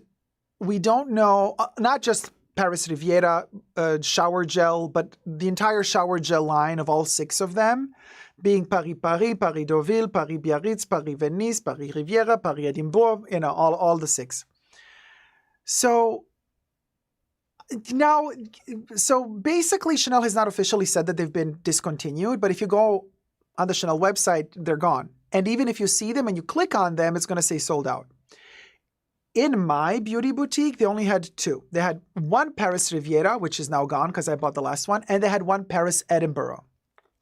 Now, I'm speculating here that these are not going to be discontinued forever. I just think that Chanel is going to... Let's unbox it while I explain to you the review. I think they've got quite a few critiques about how these things open up. And so a dear friend of mine told me, actually, like, Dacob, you have to get Paris Riviera, the shower gel. It's the best one ever. And she was told that by her sales associate who said, this is the one. This is the one you want as a shower gel. So I'm super excited to try this one out because I really, really trust my friend's opinion very much. And she's like, try this out. Now, in the States, this is the bad thing. In Europe, the shower gels of the Lezo cost less than the body lotions of the Lezo range. in America, what did Chanel do? Bitch. Everything I say in this video is for entertainment purposes only, not rooted in truth or facts. Everything's alleged and just my opinion, okay? What did Chanel do? For the last batches remaining of the shower gels, they upped the price to cost the same amount as the body lotions. Like that is... It should be illegal, okay? Because the body lotion costs more than the shower gel. So what did Chanel do? They've upped whatever is left of the shower gels to cost the same amount as the body lotions. So you are looking at $70 for a shower gel? I know, I'm the sucker who buys everything Chanel, so I bit the bullet. But in Europe, you're going to pay 56 euro, I believe, 56 euro for one shower gel. 56 euro is around about $60, and that's including taxes. Okay, in America, it's $70 plus taxes. You're looking at around about $75 to $80 for a shower gel, girl. So, there's that. I'm hoping that they are going to bring them back in a new packaging because here they explain at the tip of the box, they explain to you how to use it because most people break them because most people don't know how to use these stupid twist and turn and open lids or whatever you want to call them. And they are really annoying. And one of the reasons why the color is so gorgeous. One of the reasons why I never purchased the actual shower gels before is because, and you see, this is an older batch from last year. They don't have the newer batches of the shower gels anymore. They stopped producing them. This is 8101. So this one was produced last year in 2023. But so how these things work, you can't just unscrew this. Well, technically you could. No, you can't actually. Anyway, so what you do is you twist, and then this little thing slides to the side, and there's this little tiny opening here. So you pour the shower gel, and then you twist this again to seal it. And then there's a ton of shower gel still left that this thing pushes out. It's so ugly to use. The same issue with the body lotions, but at least with the body lotion, you can kind of wipe it off, whatever's left over, and put it on your body. The problem with the shower gel, think, why is the shower gel a problem? First of all, it gets all slippery with the shower gel. You can't just like, while you're in the shower, use this and then clean this off. It's going to slide out of your hand and fall down and potentially break. But also a big issue of the shower gel is, take a guess. What's the problem with the shower gel that you're supposed to have in your shower? What's the problem with this shower gel that you're supposed to have in your shower? Take a guess. Take a guess. Aha, you guessed it. It's a paper sticker. This logo is a freaking paper sticker. Okay, so this paper sticker, you put this thing in the shower with you once, this whole thing is going to peel off. Your Chanel paper sticker is gone. Okay? Gone. Paper sticker for a shower gel, it's just not will go. Not will go. Okay, gel douche. Now the douche, it's the French type of douche, honey. Okay? Not that douche. Get your minds out of the gutter. But let me smell this one before we go Paris. So, oh, it is beautiful. It is a beauty. It really, really is a beauty. So looking forward to using this. How will I be using this though? Well, I'm going to be that fool that's going to risk his life. Okay. While I'm in the shower, I'm going to open the shower curtain, extend my arm to my bathroom cabinet that's kind of next to the shower. And I'm going to try to reach, because this thing cannot stand in the shower. So I'm going to try to reach to grab this so it doesn't get wet. Then I'm going to extend my other arm so the rest of my body's in the shower. And then I'm going to put this on my arm, try to close it, clean it up, risking my life. Why? Because I might slip and fall, because like this is a crazy thing to do, just to preserve the sticker, okay? And then I'm going to put this back on my bathroom, cabinet. And then I'm going to, with my hand, with all the shower gel on it, kind of go back into the shower, pull the curtain, and then rub it in. You see what I'm saying? Like, it makes no sense. This is insane. This is insane. So what I'm thinking is, and a lot of people really just kind of break this off. It's all a mess, right? So what I'm thinking is they might be kind of making these more user-friendly. So I'm thinking maybe they're going to bring these back with a different packaging. Well, not packaging, but with a different container. Or maybe the same container, but just a different lid to open it and without a sticker, but just a printed, a printed logo instead. So, yeah. I wonder if we can just kind of unscrew these. I don't want to break it though. Because I'm sure if I keep turning this, I can actually completely unscrew it and then just like not use this at all and just kind of pour this. It smells really good, but we're going to have to test it out on skin, underwater, and what's the aura it leaves behind. So I really wanted to kind of test out properly one of their shower gels before they're completely gone. And I got this one for $70. Chanel, you should be ashamed of yourself. The prices are a mess. Now, the Eau de Toilette Les Eaux, however, do have a good price in my opinion. Oh, now if Chanel is listening, they're going to up the prices immediately. But now let's spray Paris, because, what will go, will go.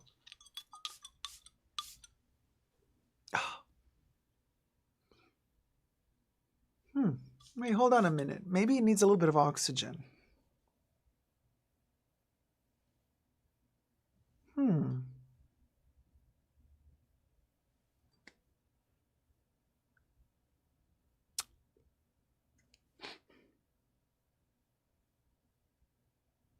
Chanel, you've changed the formula.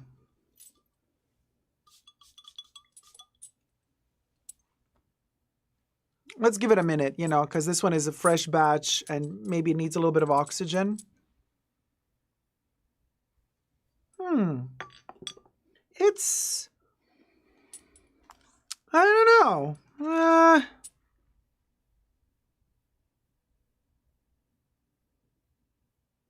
Yeah, MMM says Dacob's reaction is giving watered down. It's a little bit alcoholic, like more than it used to be. Like the first batch, the first one made, right, that I bought, and when I did my first unboxing years ago, you spray it on, you first get a blast of damask rose, and the patchouli kicks in, but you feel that rose. It's so opulent and rich, almost creamy, but then the patchouli kind of makes it earthy and kind of grounds it, right? This one, it's giving me alcohol. My camélia is like, wait, hold on. Let's give it a moment.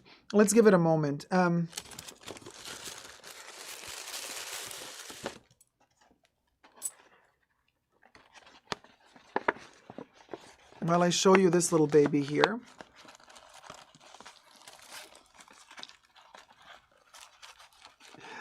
Oh, I'm so excited. Finally it arrived. My sales associate delivered. You guys, the Comete, a little exclusive sample. Look how cute this little thing is. I have to block the light, right? To block the light. There you go. You get to see it better if I block the light.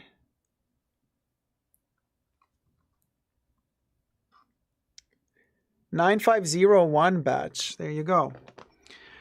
So, let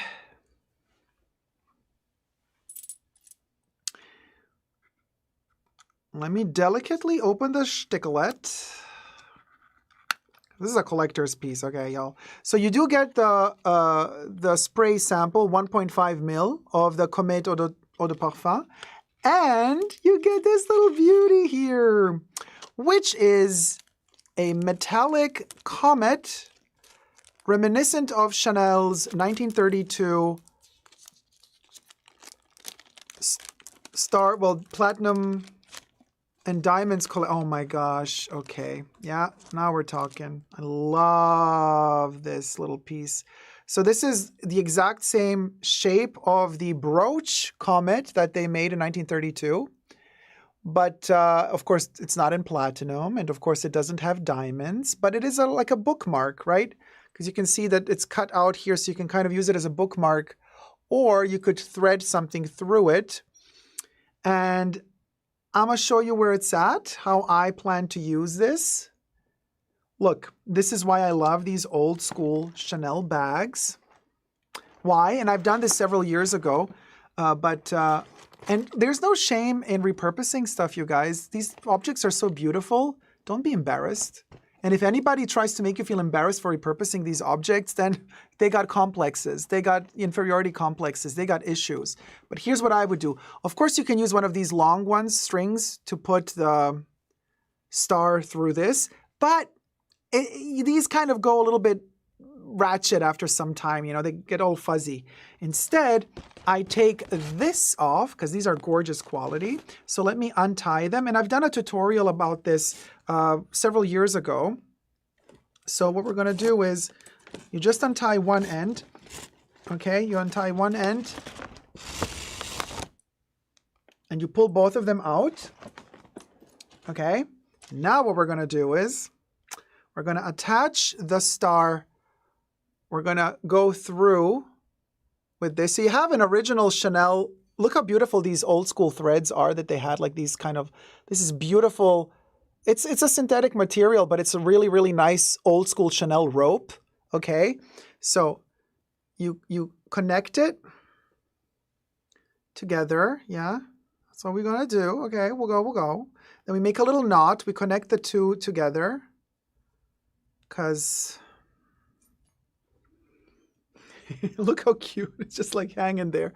So I'm thinking, maybe, I don't know what knot to do. Should we just do a simpler knot? Well, let me do a double knot because it's quicker. It's going to be a little bit chunky. Doesn't matter. You know, you can figure, there's a ton of different knots you can make and play with, but let's just do, for the sake of being quick, right? Let's just do this knot. And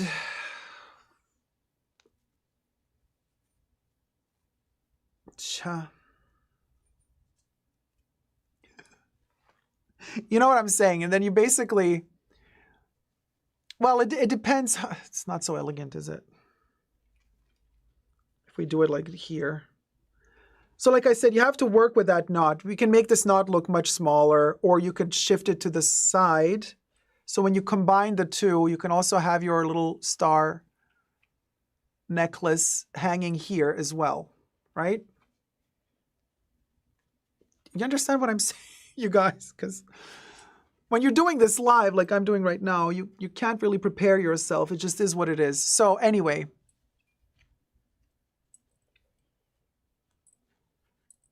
do whatever you feel comfortable doing. Some people can turn it into an earring as well. It's a bookmark, but honestly, I prefer it more as a little necklace. I think it's super cute. Sheriff D is back in town, says Debbie. So there you go. That's kind of my idea of what you could do with this. But of course, you could just use it as a good old bookmark. If you're an avid reader and you love to wear Chanel perfumes while you're reading your books, then it is beautiful to always have this kind of in your eye vision, because it's always like placed on one page of the book. So you can always kind of have it there in your, you know, in your sight, vision sight. But I love the fact that it's asymmetrically cut, just like Coco's Comet from the 30s. So you see every side of this star does not have a same length. That's just how her brooch of this comet was in 1932. So it's a beautiful little callback and reference. It's made in aluminum, I believe. It's very, very thin, very delicate, but it is three-dimensional. It's kind of protruding upwards. Super cute. So thank you so much for that to my sales associate. And now,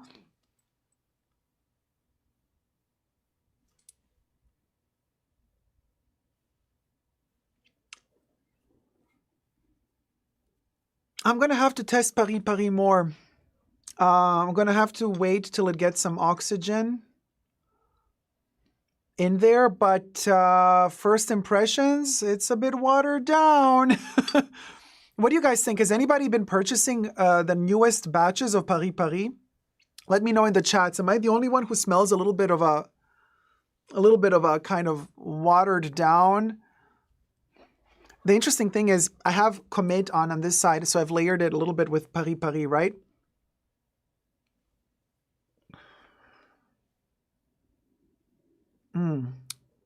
Layered with Comete, it's really beautiful, actually. Gloria says, I have the OG Paris Paris. I loved how potent it was. Yeah, but there's something...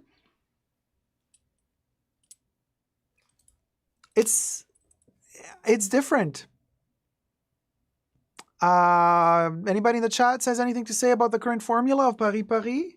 Am I the only one who smells a little bit of a watered downism?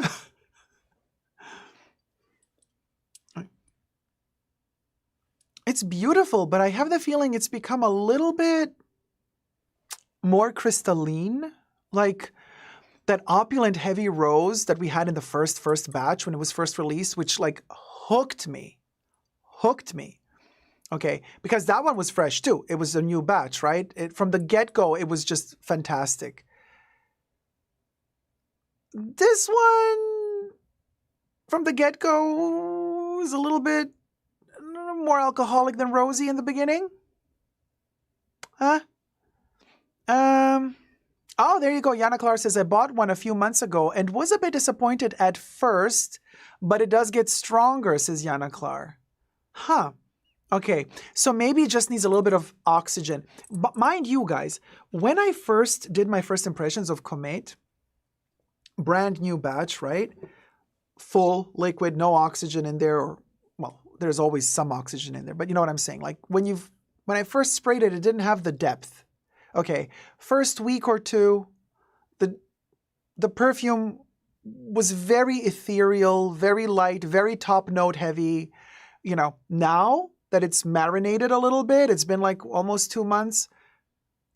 I've used quite a bit of it. As you can see, there's a big dent, and oxygen, you know, is coming. Now this thing is deeper. Okay, it's maturing really, really nicely, and it's coming into its own. The notes are all unfolding. It's such a beautiful spectrum to experience. It's wonderful. And you didn't get to really sniff all of that out when it was a fresh batch. So Comete gets better with time. I hope that the current version of Paris Paris also kind of, you know, I hope that it kind of gets better. Maybe I'll have to do an updated version of this thing. A little bit disappointed. You know, it's not as intense as my first one. But hey, I'm going to give it some time. Okay, you know, I'll be using it, and then let's see how it turns out after 2 months. You know, Yana says, but it got better. Yes, I feel the same with Comete. Oh, okay, good. Zach says, I agree with you, Yana. I'm on the point to become a nosmic. Have to stop for a while. Wait, you have to stop with Paris Paris, or you have to stop with Comete? Because I'm not becoming a nosmic to Comete, and Comete sticks around on the clothes. I love to wear it before I go to bed. So my pajamas, oh my gosh, they smell all the time of Comete. It's really, really beautiful. Oh, Zach, you become an osmic to Paris Paris. Maybe Chanel is counting on us becoming an osmic to the perfumes we love the most, and they think to themselves, haha, we can water them down, maximize profits, and we can just blame it on the anosmia. Think about it. Prices keep going up for these little babies. You know what I'm saying? It's $150 now. It is 125 mil, so all things considered for Chanel perfume, the pricing is still okay.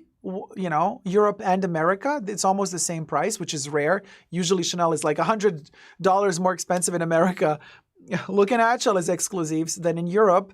But this one is strangely the same. 125 mil is like 146 or 148 euro, and it's $150. So with the exchange rate and everything, it comes round about to be the same price between Europe and America. So this is really good. Of a purchase, this is a terrible purchase, because you'll be spending over $150 more buying it in America than buying it in Europe. What gives Chanel? Why is this one priced the same, almost, between Europe and America, and this has $100 difference? Would not go. Bruno and Lena Nair, not happy about this. I still love this one so much as a perfume, not as a body lotion on me. Smells amazing as a perfume, but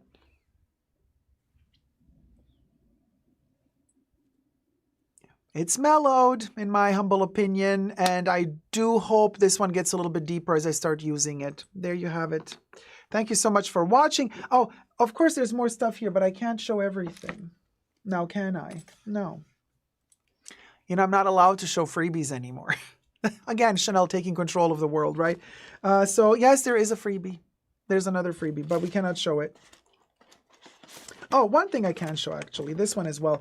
Look how cute these new little boxes are. This is very old school, like 80s Chanel. They're bringing it back. They used to be black with a white text, but now they're doing them white. Well, they used to be black with a white text, lacquered, cardboard gorgeous. Then they did white with black text, but lacquered. Now they're doing that kind of cheapish paper, so it's all mattified. So this is a new version. But it's an envelope. I love it. I love that they brought these back. And then they put a little, you know, gift inside.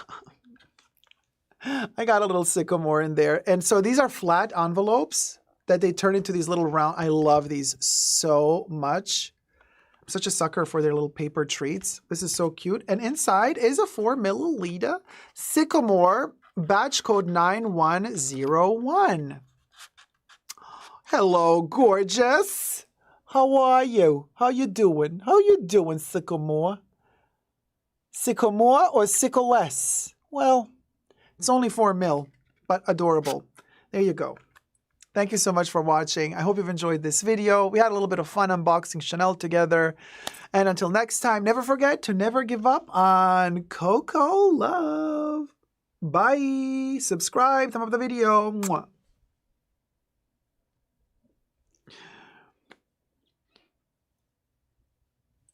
Oh gosh, I love this little thing. I want more of these. I want like 3 of them or 4. I want to do glasses. Oh my gosh, you can make glasses out of them. Okay, let me check the flood.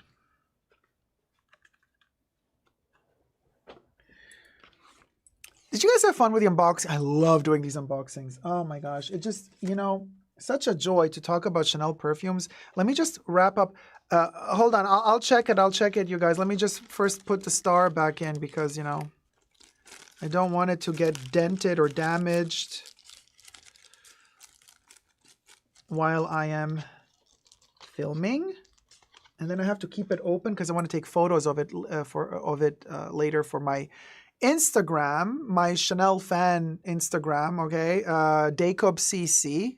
Go check me out on Dacob CC. Follow me there. All spelled together, Dacob CC. I post all the detailed photos of all of these little beautiful objects that I collect. It's just a fan account. I'm not in any way, shape, or form affiliated with the brand. Goes without saying, but still has to be said.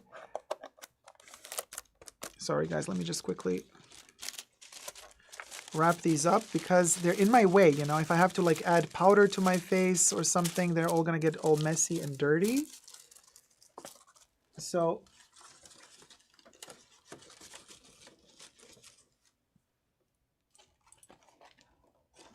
almost there. I'm missing a box. Oh, wait, what is this? Why am I so confused on? Sorry, you guys. Thumb up the live stream while you're at it. While Aho is packing up these products. Thank you very much. Much appreciated. Thumb up the live stream. Thank you.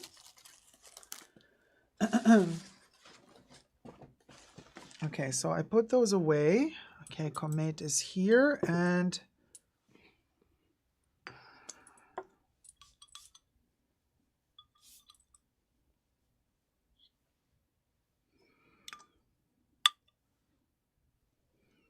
thank you, Audrey, for reminding everybody about the Dacob CC Insta.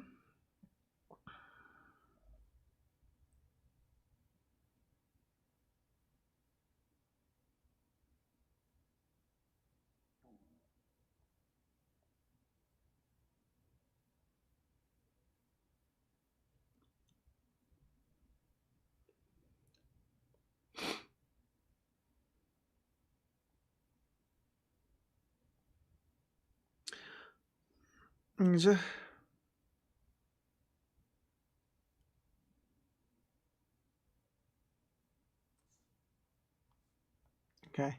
I mean, yeah, it was the alcohol, you guys, in Paris, Paris. It's giving AA, like Alcoholics Anonymous. Eh. You guys, am I really the only? Oh, thank you, Terry. Teresa McGuire says, I love unboxings. I love them too. It's a lot of fun. But you guys, did I really, seriously, anosmia aside, do you think that Paris, Paris got a little bit watered down? I don't know. I don't know.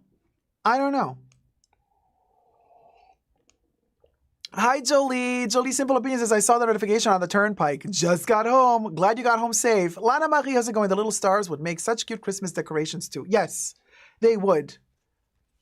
If you enjoy Christmas. I'm the Grinch. I don't, I don't. Christmas makes me so depressed. So, if that rocks your boat, I say yes. I say yes, Quinn. Just checking to see where we'll go. Hold on, y'all. What is happening here, you guys? Okay.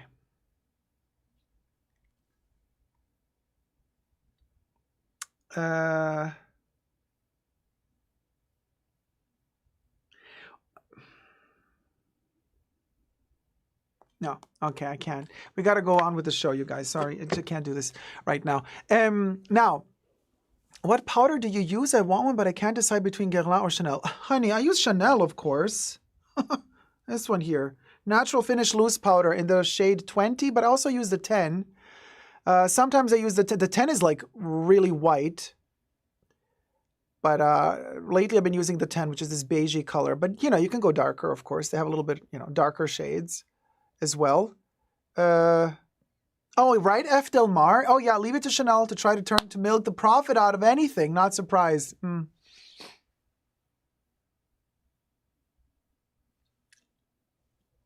Okay. Let's give it a week or two, I'll use it and then we'll see how it marinates. I do have other topics, you guys, to talk about, and that would be the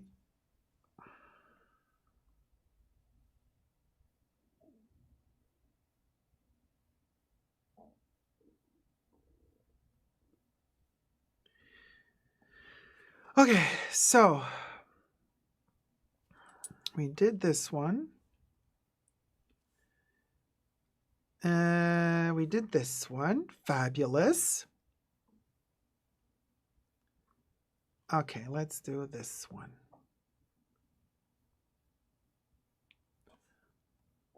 Hold on a second. I just have to find the topic in my list. Oh, Terry. Thank you, my love. Teresa McGuire donated $75. Glad I caught the stream today. Still haven't been feeling well, but I'm getting better. But do you also have fever, Terry? Because that's really terrible for me. Like, if I have the fever, hi, Corey. If it's the fever for me, because yeah, you do. Yeah, it's so debilitating. Some people can really deal with fever. Not me. The slightest fever, okay? The slightest fever, I'm knocked out. Some people can handle a bit of fever, they're still holding themselves together. No, I'm such a crybaby. The second I have fever, I'm done. Done. I can't, I'm not functional at all anymore. I'm not functional. I don't know why. I don't know why that is. I just, I go into this, I don't really pass out, but I'm just done. I'm laying in bed and I'm just either the shivers or just and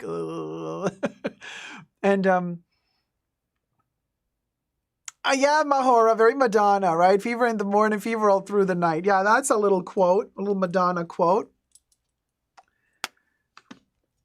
I get fever with MS flare and with the skin infection causes a lot of fevers. Yeah, but also because in that case, right, your body's also kind of fighting against you. And the whole immune system is all out of balance. And then the fever, it just keeps getting the fever because it's thinking, let me burn out the bacteria, let me burn out the the viruses and get rid of them, but then sometimes the body kind of like fights against its own self, which is the issue that you're having mostly, and that's really, really a problem. Antibiotics also mess up the stomach. Damn, yeah. Such a mess. I'm so sorry you're going through that. It's like, ugh. But like I always say, hey, we got at least a little bit of entertainment here to get your mind off of stuff, right? Hopefully we manage at least a little bit. And as we're trying to do this, yeah, yogurt does help. In my case, lactose-free yogurt, but it does help. I do eat a lot of yogurt whenever I'm sick and have to take antibiotics. It replenishes the intestinal flora and fauna. But Terry, let's drive towards that tip. Terry just tipped us very generously. She is a major supporter of the Fashion Bunker. Thank you, Terry, so much for your kindness and generosity. Let's drive to that tip, Terry. What say you? Hit it, Bubbles.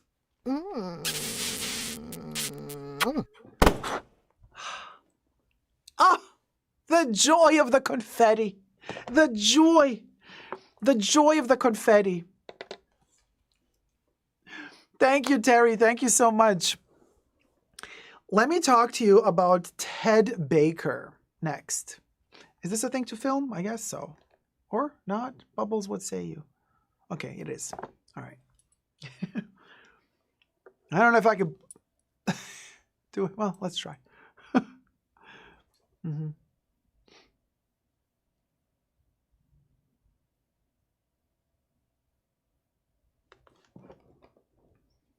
Hi everybody, Dacob here. Welcome back to the Fashion Bunker.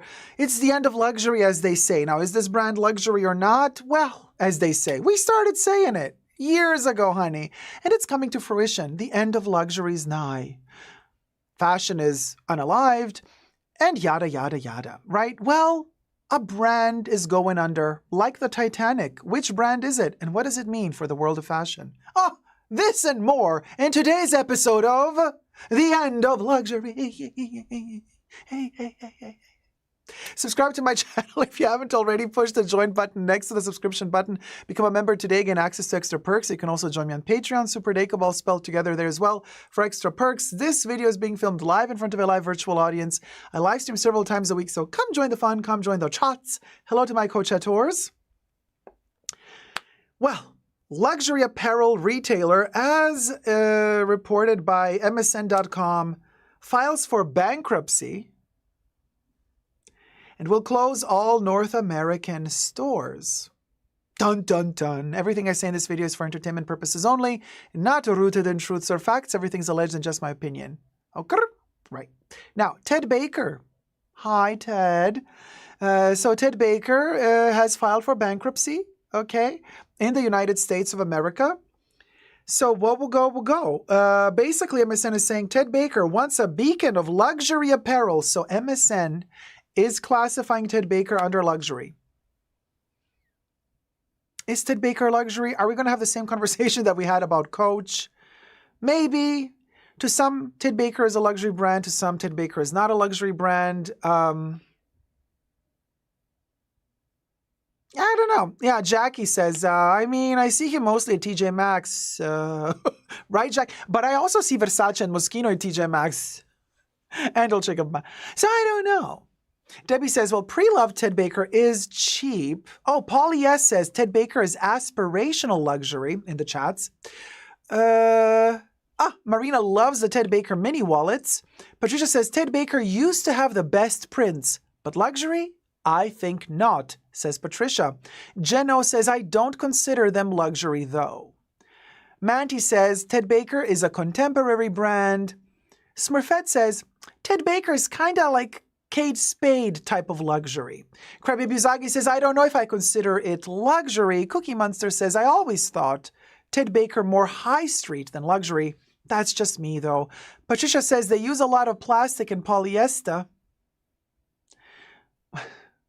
I mean, you know, so do some luxury brands. Well, okay. Chunky Shoes UK says it's high street luxury. The Nectarine Man says Ted Baker is certainly not luxury. Robbie says Ted Baker is a nice brand, good dresses for work, etc. Nice brand, but is it luxury? Kravi says luxury in some parts of the world. Oh, Kravi, that's a good one. Nice little socio-economical commentary. If you read between the lines, that's a really good one, Krabi. Audrey says, Ted Baker is high street. Evian says, I don't consider them luxury either. Smurfette says, I do have a great leather jacket from Ted Baker. Great quality. Debbie says, probably depends on the vintage. Jackie says, I like Ted Baker for cosmetic bags, but don't have any bags from them. Francesca P says, not luxury, but good quality in my experience. And Polo One says, Ted Baker represents the middle class, which is fading. A sign of the times, only high luxury and faster fashion in the future. Interesting. Kravi says, but that's true in most brands. Well, the article is very short and to the point, basically, you guys. What the article says is Ted Baker, once a beacon of, again, they state it's luxury, of luxury apparel, has filed for bankruptcy in its North American operations, signaling the end of its retail presence in the United States and Canada. This move to shut all 56 stores follows a tumultuous period marked by supply chain disruptions and financial mismanagement by its European partner, No Ordinary Designer Label, or NODL, which failed to pay suppliers, causing severe inventory shortages. I gotta say allegedly, because I don't know if this is true or not, but I'm just reading the article, so don't shoot the messenger. But 56 stores gives us a little bit of an idea if something is luxury or not, in a way. Why am I saying this? Because 56 stores are all the stores that Ted Baker has in the US and Canada. That's not a small amount of stores. It's kind of almost too many stores to be considered luxury, but then too few stores to be considered high street fashion. You know what I mean? I mean, we would have to check to see like how many boutiques or shops does, for example, H&M have in America and Canada? In the US, in the US and Canada. Like, because 56, it's a little bit much to be luxury, you know. But then again, some brands are really minimal because they can't afford to open a ton of stores. And they're not luxury either. Like, for example, Vivienne Westwood. Vivienne Westwood, as of now, has only 2 shops in the US. One in New York, one in LA. That's it. There are some shops that are authorized, licensed kind of retailers of Vivienne Westwood, so they can order, you know, they're a multi-brand store, and they, amongst other brands, they also carry a few pieces from Vivienne Westwood. But standalone, like mono-brand Vivienne Westwood boutiques, there's only 2 in the US. Okay. But just because there's only 2, it is quite exclusive, right? Physical stores, you're only present with 2 of them, one East Coast, one West Coast. That doesn't make it luxury necessarily. I mean, you can order Vivienne Westwood apparel online. You cannot order Chanel apparel online. But, you know, Hermes, Louis Vuitton, and Dior are also really high-end luxury. You can order their clothes and bags. Well, in Hermes's case, not all their bags, but some bags you can order online, while Chanel only gives us, you know, beauty products and eyewear to order online, but not their apparel or bags or shoes for that matter. So there's kind of like a distinction to be made between like luxury, luxury, and luxury and luxury. Like you can be luxury and have a minimal amount of stores. You can be luxury and not even have an online presence, like e-commerce, like Chanel with some of their parts of their collections, they don't have an e-commerce. But you can also have a mass production like Dior, LVMH for Dior, and they're like staple, their version of a Birkin or their version of a timeless classic double flap is the Lady Dior bag. You can order the Lady Dior bag on the Dior website in a plethora of sizes, colors, materials. You know, you just click on Lady Dior on the Dior website and you open up hundreds of versions of the bag readily available. If you got the dough, you can order it.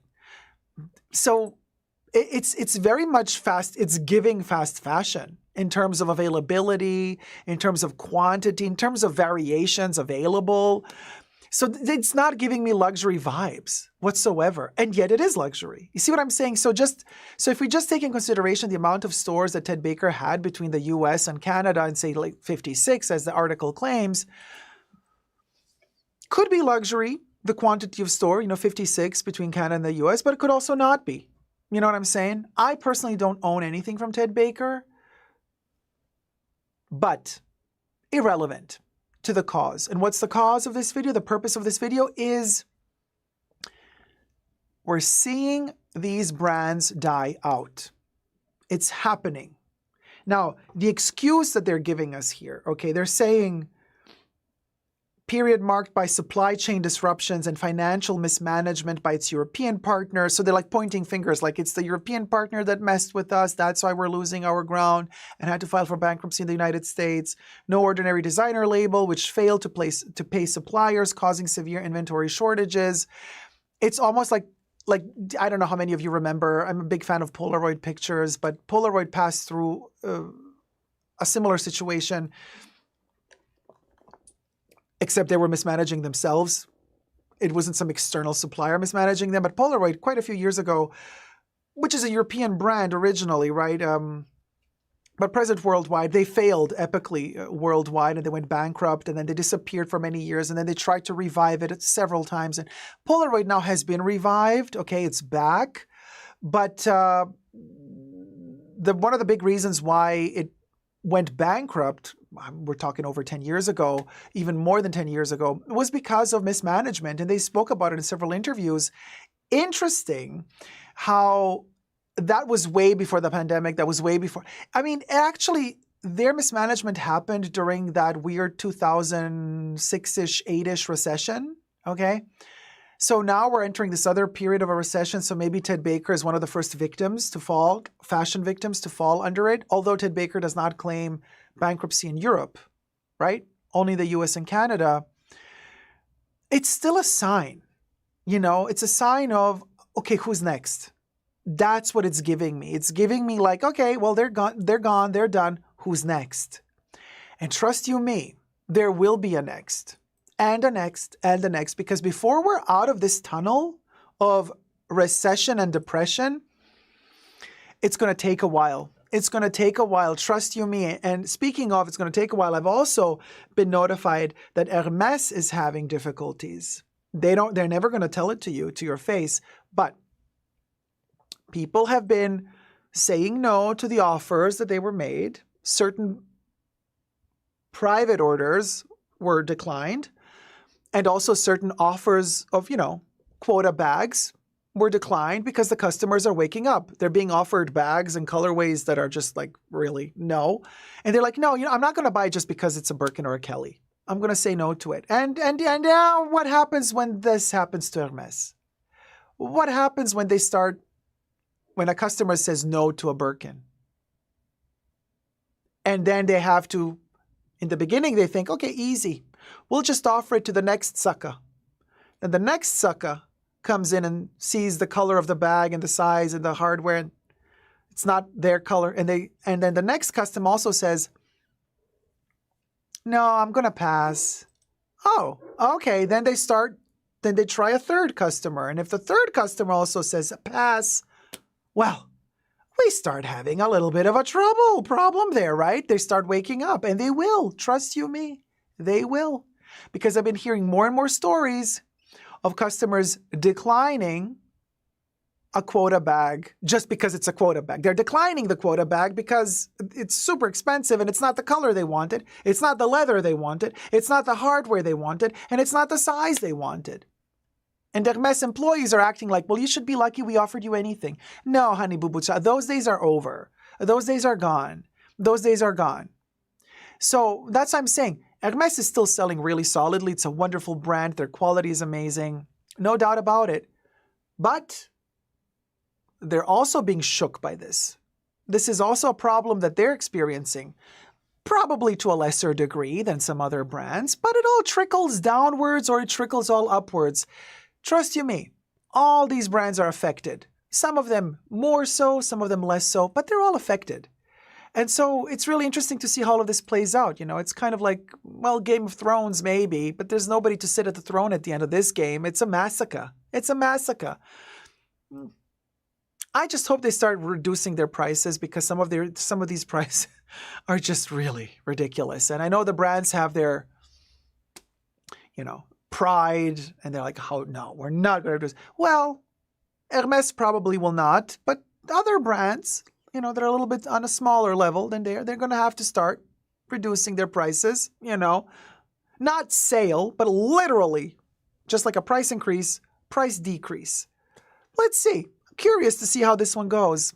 Let me know your thoughts and prayers down below. And until next time, never forget to never give up on love and subscribe. Bye. Interesting, right? Poor Ted Baker. Oh, well.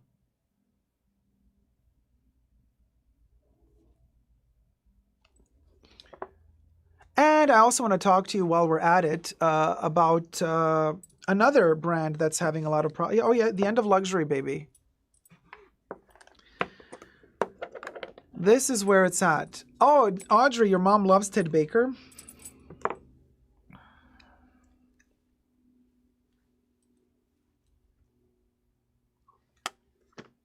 Well, good for her.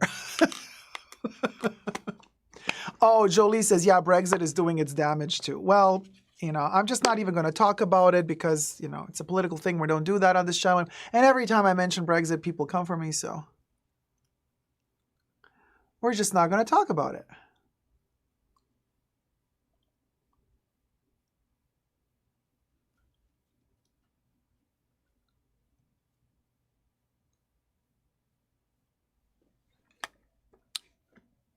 You know what I'm saying?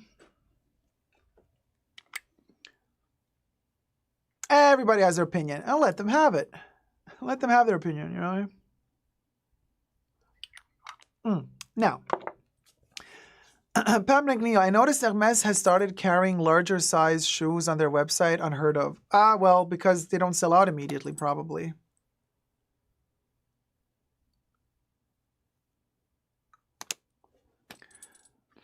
No Red Lobster. What's the Red Lobster? Like Red Lobster, the food chain?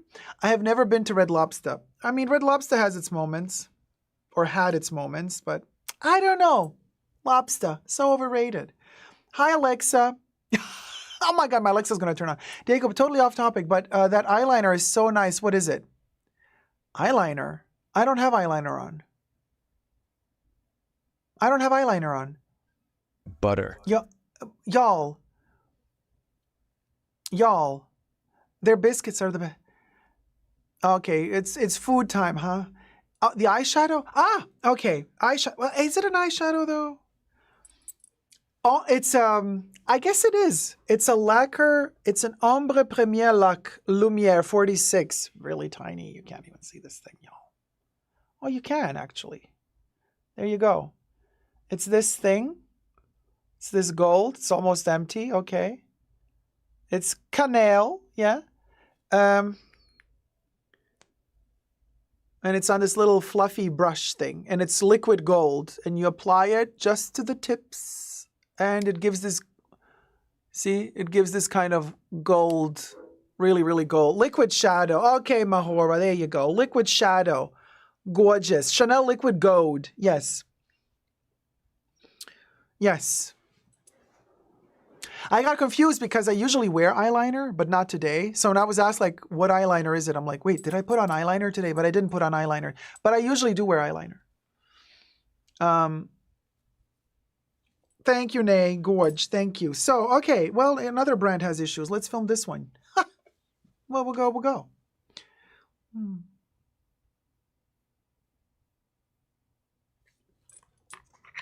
Oh, cha. Itchy. Don't do this at home. I'm a professional scratcher.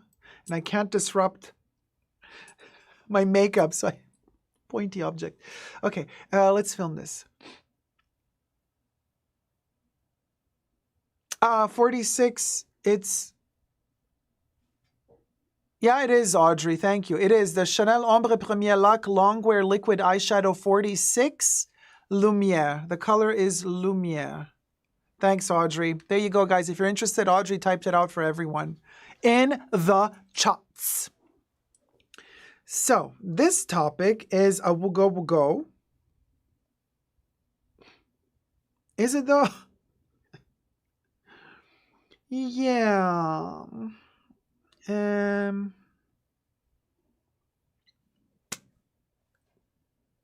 Hi everybody, Dacob here. Welcome back to the Fashion Bunker. It's the end of luxury. Our saga continues, you guys, with yet another episode of this chilling, thrilling, momentous occasion as these colossi crumble in front of our very own feet.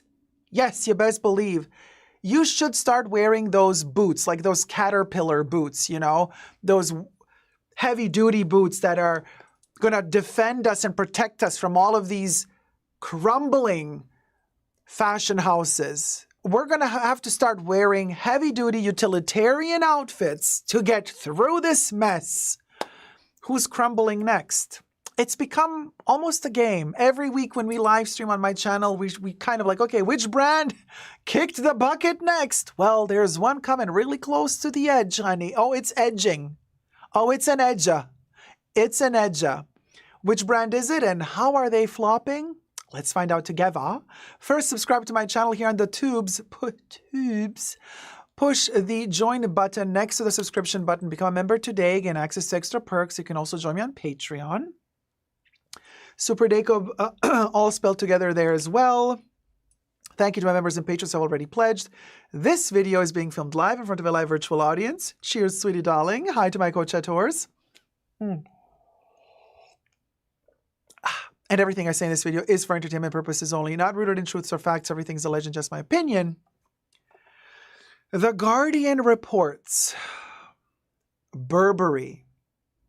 And I know a lot of people pronounce it Burberry. Zonzuet. It's not Burberry. It's Burberry.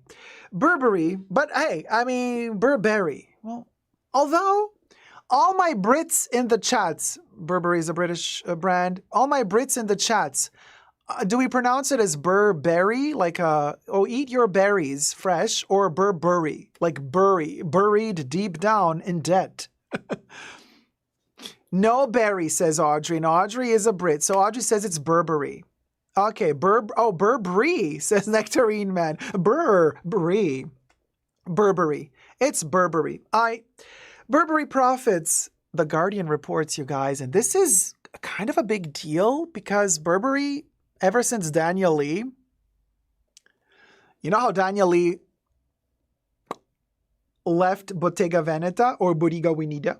Boop, and off he went. From one shenanigan to the next, he was appointed artistic directrice. Oh, the sister. The sister is the artistic director of Burberry. So, you know, he kind of rebranded the brand, gave them the old school logo, wanted to infuse the brand with his own style. They invested a ton of money in refurbishing the boutiques worldwide to give all the boutiques a new style, a new aesthetic. New furniture was purchased, new merchandising. I mean, they had a ginormous overhaul and rehaul. And I believe they had it in the worst time possible because if you think about it, you know, pandemic and post-pandemic, bad time, money, short, tight. I don't know if people are ready for a rebranding. Most brands that still make money, luxury brands that still make money under today's circumstances are the heritage brands with heritage products. Chanel still sells its minis, classic minis, squares or rectangular, timeless classic double flaps, some 255s. Hermes is still in the quota bag business. You know, Dior is still doing Lady Dior's. Louis Vuitton is still doing its canvases, you know, whether it be their little square ones or the little LV ones, monogram or the other one. But Burberry's like trench coats, right? But then no, Daniel Lee wants to push the bags and weird designs, unproportionate things, experimenting in a way, like taking away the heritage of Burberry, really. Sure, we still have that little tartan plaid classic signature Burberry, you know, from the interior of the trench coats. We still see that on some of the products, but for the most part, the new designs that Daniel is like offering are not user-friendly. They're not very wearable either. Go check out their website. It's like, okay, okay. And they upped their prices a ton when he took over. Well, sales started plummeting. So Burberry started allegedly, secretly decreasing the prices because they're like, they can't meet their quotas. Terrible. Even with the prices being decreased, which is not a sale, but a permanent decrease of price that they sneak in overnight on some products, even that apparently was not enough to save Burberry from this fiasco. That is Daniel Lee. Allegedly. Daniel allegedly. There you go. So the Guardian reports that Burberry profits slump by 5%? No. 10%? No. Do I hear 20%? No. Their profits are not slumping by 20%. More than 20? Do I hear 25%? No. Are their profits slumping by 30%? No. 35%? No. How about 40%? Yes, you guessed it. 40% as demand for luxury goods slows. That's a lot, you guys. That's a lot to just pass from one quarter, ending quarter of last year, of 2023 to 2024, and your profits are slumping by 40% despite the fact that you secretly started decreasing the prices. They're still slumping. You're in trouble. You're in trouble. And this is why I'm telling you, we've just had another video where I was filming the topic and talking about Ted Baker declaring bankruptcy in the United States and in Canada. Go check out my video on that topic. And I said to you, we're going to see more. We're going to see more of this happening. And look at this. Now, Burberry has not declared bankruptcy, okay. But how long can you keep this? I mean, either you're going to start blaming Daniel Lee. I don't know what sort of contract he has with Burberry. Like, how many years are they stuck with him? But, like, do you fire him? Or do you you're like stuck with him now? Like, okay, let's see if this how this plays out in the next few years. So let's stick with him for now because we've already invested so much money in the entire rehauling and rebranding. We can't afford to rehaul and rebrand yet again when another artistic director comes in. So maybe we should stick with him and but just brief him to make more user-friendly clothes. How is he going to take that brief from brand marketing and from the financial aspect of the corporation, the Burberry side? I don't know what sort of communication he has with him, but Burberry's profits have slumped by 40% in a year amid a wider slowdown in demand for luxury goods that has pushed down sales in Asia and the Americas. The high-end UK fashion retailer posted a pre-tax profit of £383 million for the year, up to 30th of March in its preliminary results on Wednesday, but a 40% drop on the £634 million in the previous 12 months. That's a huge, huge drop. We're still in the hundreds of millions of pounds of profit. Sure, we are. But you're almost you've halved your profits. From 600 million to 400 million you went down. Girl, that's insane. Global sales fell by 8% in the second half of the year. It said it now expects a challenging first half of next year, that will be 2025, with the company promising to balance investment in consumer-facing areas with disciplined cost control. Disciplined cost control? Okay, so let's analyze the corporate talk, okay? When they talk about disciplined cost control, investment in consumer-facing areas with disciplined cost control. To me, that reeks of, let's maximize profits as much as we can, so let's reduce the quality of the product and try to milk the customer for whatever they're worth. That's what I'm reading here, but I might be wrong, allegedly. The latest figures come after the company issued a profit warning in January, predicting operating profits of between £410 million and £460 million over the year, blaming, of course, nobody takes the blame. No. In the corporate field, nobody takes the blame. They are specialized in pointing fingers at somebody else. It's always somebody else's blame, never the person who decides the prices, who decides the quality, who decides the design. No, they're not to blame. So who's to blame? Who's to blame? Well, they're blaming the cost of living crisis and higher interest rates for the decline. I see, Burberry. You're saying it's the recession's fault. Really, because Hermès is still making double-digit profits, growth, while you're at 40% on a slump. And they had a price increase. You had a secret price decrease. So maybe it's not the recession, Burberry. Maybe it's your design. But of course you're going to point fingers elsewhere. You're not going to blame your in-house designer for creating, in my humble opinion, crap designs, okay? No, it's not his fault. Of course not. No, can't be. Adjusted operating profit came in at £418 million in the results released on Wednesday. The company's share price slumped by 3% in early trading before partly recovering to 1.5% down. Shares are 53% lower. Shares are 53% lower than this time last year. Overall sales for the year were down by 1% compared with the previous 12 months, but the second half of the year showed particularly sluggish sales, down 8% year on year. This was largely driven by significant drop-off in sales in the Americas, where sales fell by 14% in the second half of the year and by 12% across the whole year. In Asia and the Pacific, sales were up by 3% over the full year, but nosedived in the second half of the year by 7% compared with the previous year. So this was driven by China, where sales dropped by 19%. If China drops their purchasing by 19%, you're in trouble as a European brand, because most European brands, fashion brands, count or have counted on China massively in the past. Last week, Burberry fellow British luxury brand Mulberry reported a 4% decline in sales as well, while blaming a slowdown in luxury spending in the UK and Asia.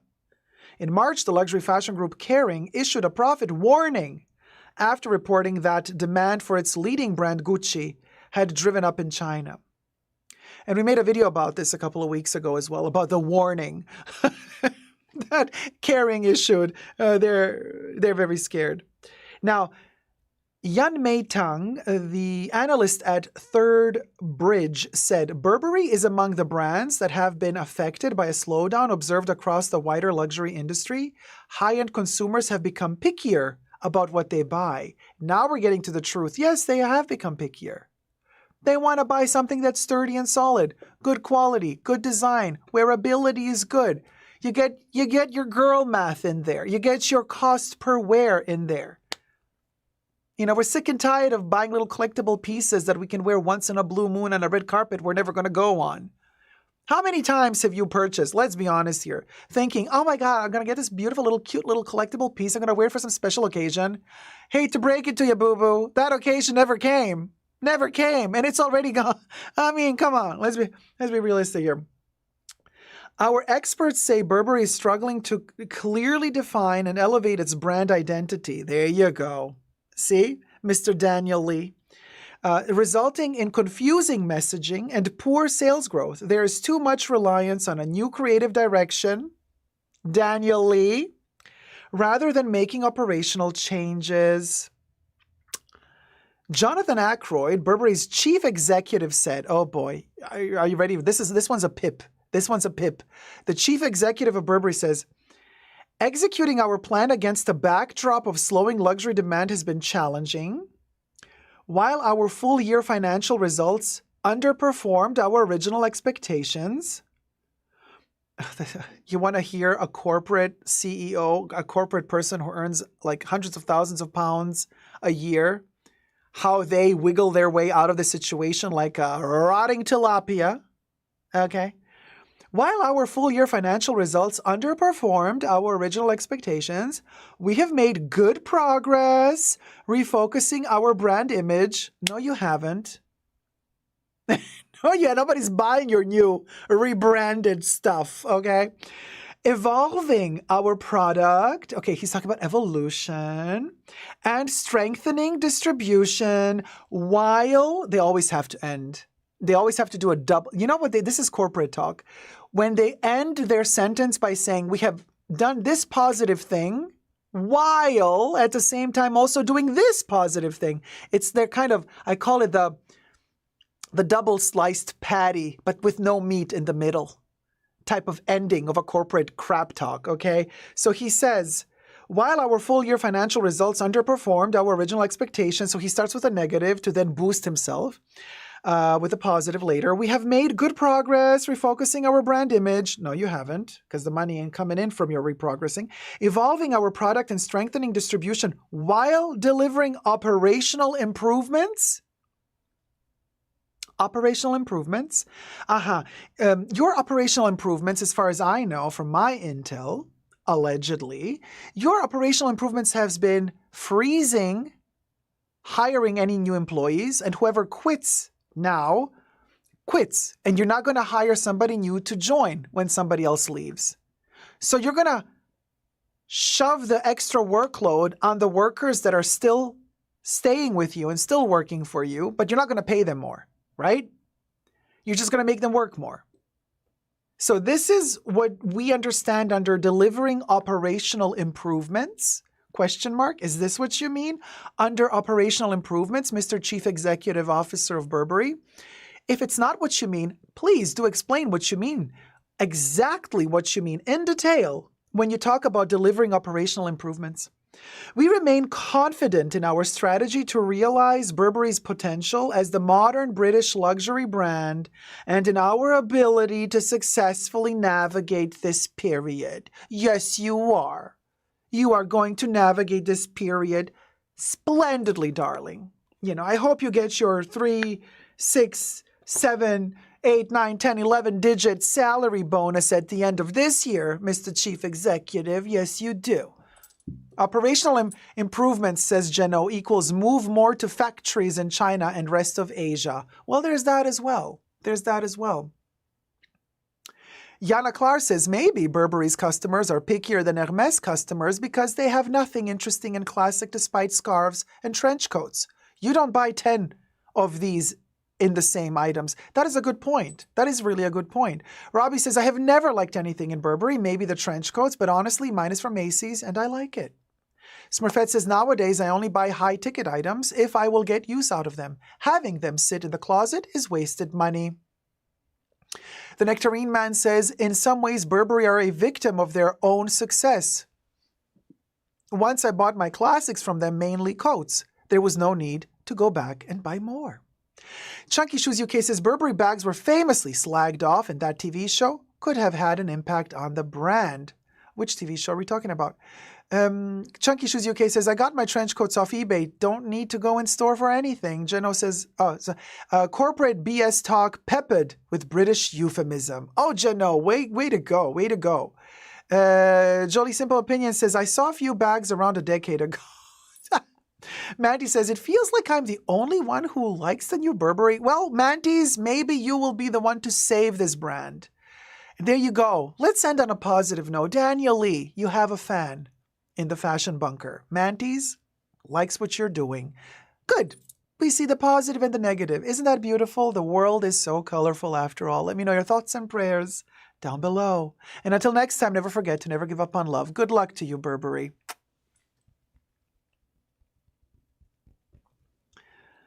Oh, Succession is the show. Thank you, Cookie. Lahota says, they open a new store in Austin and it's been the store empty every time I pass by. They didn't learn that they don't sell here when they had 2 boutiques and they closed them down 4 years ago. You see. They were hoping that maybe with Daniel's new designs, they might start selling again. The new bags aren't bad, but they aren't the brand you gravitate towards since they aren't known for bags, right? Spirited Chaos. Hold on. Interesting, right?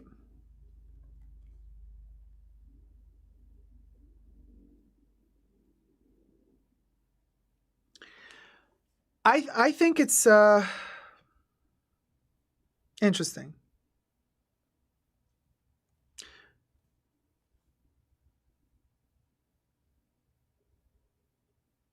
Okay, so are we filming this other topics or not?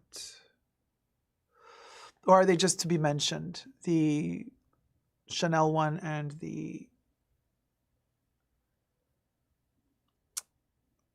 entrepreneurs. Oh, God, okay, never ends. All right, so Next topic. I'm telling you, I told you at the beginning of the live stream, today's going to be a ton of topics.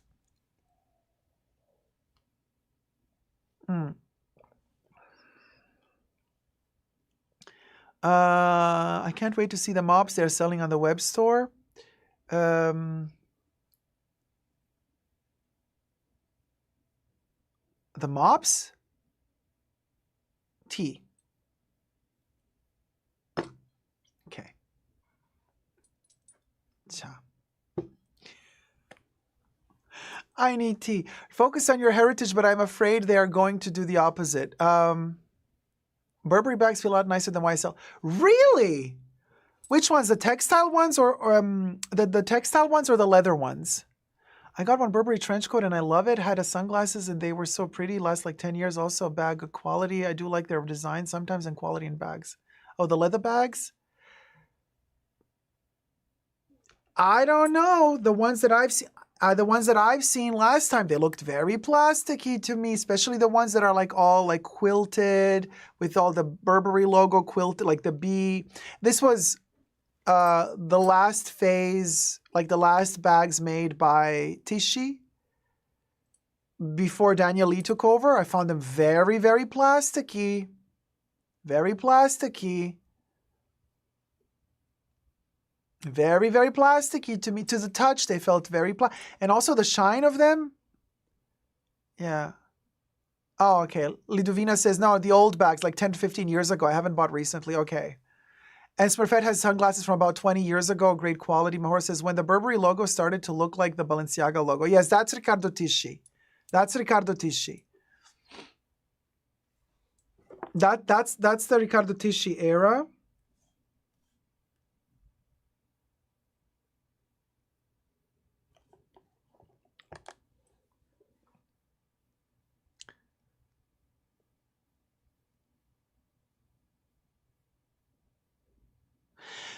YSL being plasticky, that depends, Spirited. Let me tell you why, because sure, there's lambskin and they polish it, they make it look glossy, and it could have a plasticky vibe, I agree with you, but there's a big but here. The really famous YSL bags are not, although a lot of people buy them, but the really famous YSL bags are not the lambskin bags, they're the suede bags. You see, YSL to me is suede and raffia, okay, but mostly suede, or that kind of raw finish leather. That's YSL, and that does not feel plasticky at all, you know. But of course, if you want a quintessential DNA of a YSL bag, you're gonna get suede. You're gonna get suede or raw leather. You're not gonna go for that plasticky lambskin. That's the DNA of YSL for me. If you're going to really go for YSL, you're going to go for the suede. And the suede does not feel plasticky, right? Yanis Zenis says, I had a Burberry bag from Christopher Bailey era and it was a perfection. Batuhan says, how's Paris? Oh, how does it smell now?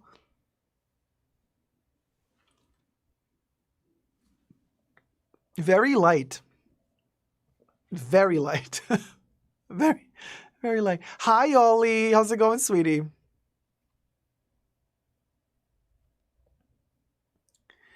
Rumzia says, I wish Burberry would embrace British heritage and do more hunt, field, and woolen items that are less logo heavy and just superb quality. Plaid on the inside. No more ostentatious prints. So tacky. Yeah, it's the prints, right? Yeah.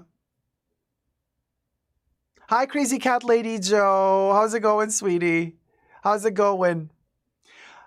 Spirited. Agreed on the suede for YSL, not the other bags. The interior on the SDJs is very plastic too. SDJs, I'm really bad with abbreviations. Is that small leather goods? Small DJs? Small BJs? Tiny BJs. Anywho, oh, hi, Johnny. How's it going? Evian says, but suede is hard to maintain and so delicate. But it ages so nicely. YSL, it gets very bohemian when it gets a little dirty and rustic. Anonymous says, the last designer for Burberry really ran the brand into the ground. The mistake, Riccardo Tisci, the mistake was trying to make it trendy when it is a classic look. Yeah. Sac du jour, Crazy Sac says, I feel like they could go for the route of Loro Piana vibes with the ready-to-wear, but they don't. No, they don't, because I think Daniel Lee has too much of an ego. He's like, me, I'm going to piss on this territory. I'm going to mark this territory. Everybody going to remember his name. I'm like, yeah, they're going to remember your name for all the wrong reasons, maybe, potentially, allegedly. When the Burberry knockoff patterns look better, we have issues. Oh, Jackie, that's a really good point. I love suede as well. Also scared to bits of buying it because of the aging thing, but it does look really good when it ages, you guys. Suede is gorgeous, but suede is like the most affordable of leathers. It's really like, you know, the cheapish leather, suede.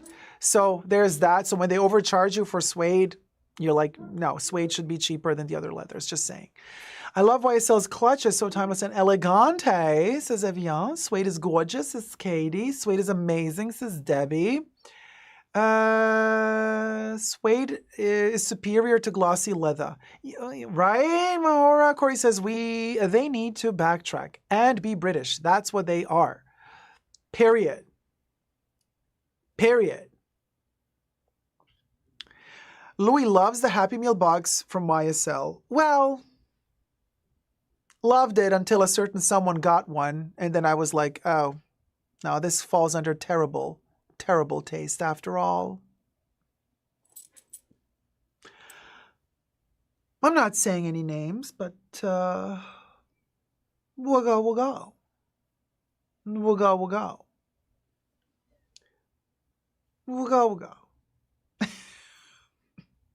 Sravette says, the issue with heritage brands is them trying to go trendy and it doesn't work. Louis Vuitton is doing that too. Stick to the DNA, says Smurfette.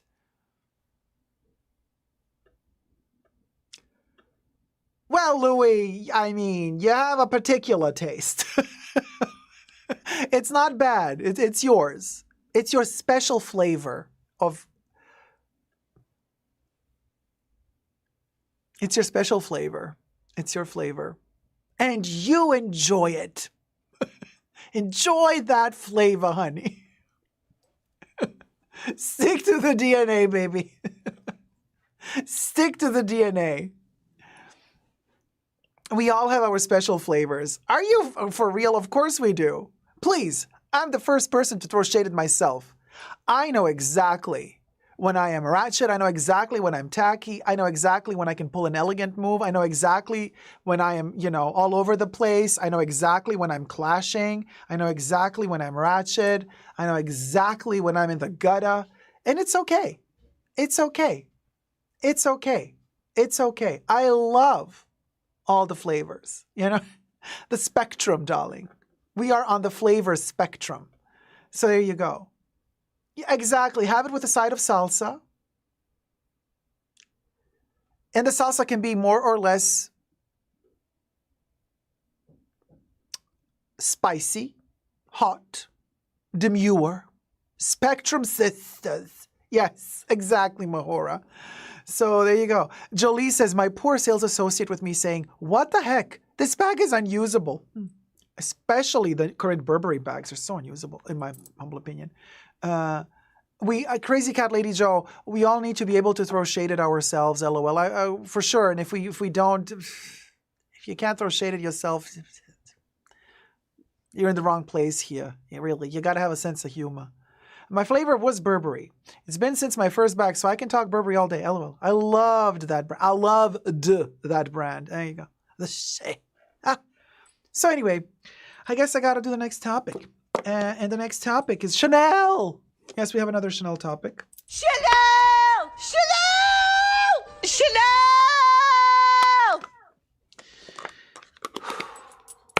Boop. Ready.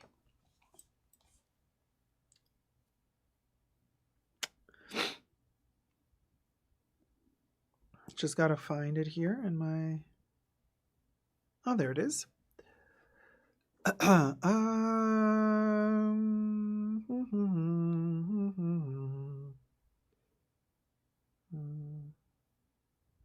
do we frame this? The holiday shopper turns it into a treasure. What's the Thinking how to frame this one. Hi, Velasquez. How's it going? Always ready for Chanel, right? You haven't been around for a while. Welcome back. Or have you? Maybe last week I've seen you in the chats.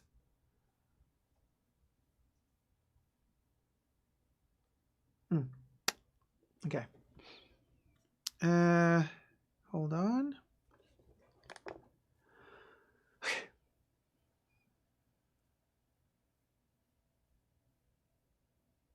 Can you imagine going shopping, secondhand, pre-loved, and finding a Chanel treasure without even knowing that it's authentic for like literally £5 or $5 or €5 or whatever currency you got? And then later finding out that that treasure was in the thousands. Oh, it happens from time to time. Yes, miracles can happen. Even in this day and age of terrible economy, miracles do happen. Little fashion miracles do happen. What will go, will go. What happened? What was found? Let's find out together here on my channel. First, subscribe to my channel. If you haven't already, push the join button next to the subscription button. Become a member today. Gain access to extra perks. You can also join me on Patreon. Super Dacob all spelled together there as well for extra perks. This video has been filmed or is being filmed right now as we're talking in front of a live virtual audience. I live stream several times a week on my main channel, so come join the fun, come join the chats. Hello to my co-chattors. Everything I say in this video is for entertainment purposes only, not rooted in truths or facts. Everything's alleged and just my opinion. I live for things like that, says Crazy Cat Lady Joe in the chats. In my dreams, says Jackie. And Jolie says, treasure hunting for Chanel is delightful. Now, you guys, to make things even more saucy and juicy, this story has quite a bit of turns, twists and turns. So it ended up on quite a few news outlets. So yahoonews.com, for example, is reporting about it. And it happened in the UK. Well, let's just say it ended in the UK, but it started somewhere else. Far, far away. Believe it or not, once upon a time, there was a lady, a British lady, who wanted to go maybe on a cruise or on a holiday. Yes, lovely. And decided to go, well, where does one go in today's economy when there's no money? One goes to the Barbados, right? Of course, we all travel to the Barbados, darling, at least twice a year. You understand. Of course, the lady traveled to the Barbados. Of course she would. Well, she did. Now, Barbados has the good side and the bad side. The riches and the poverty, the aspirational and the pipitational. And while she had herses as she entered one of these thrift stores where a lovely little elderly lady was working. And she was kind of browsing through the thrift opportunities, options, stuff, giblets, gidgets galore, as she stumbled upon a very, very tacky, crystal-ish looking belt or necklace. She couldn't quite say in the beginning. A ton of chunky crystals linked together, forming a circle with an extra chain hanging off of that circle, also adorned with chunky crystals, with la pièce de résistance, the double C, also completely encrusted in crystals. It looked so tacky that of course it had to be fake. Nothing authentic Chanel could look that tacky, right? Wrong. As we all know, Chanel can really go places with eleganza, extravaganza, but it can also go really ratchet places. And it did, back in spring, summer 1995. What the lady found in a thrift store in the Barbados, was a £5, yeah, that's how much she paid for it, £5 chain, crystal chain with a double C hanging off of it, that the lady selling the chain thought was fake and told the lady purchasing the chain for £5, you know, you could put this lovely little chain on a Christmas tree. You can use it as a Christmas adornment. And the lady who purchased the chain said, yeah, it's tacky enough to end up on a Christmas tree. So she bought it for £5 and traveled back home to the UK. Then she went on one of those, apparently in the UK there's like several events that happen in like villages and cities where like once a month or twice a month or once a week, you can go to these places where you can bring your thrifted goods.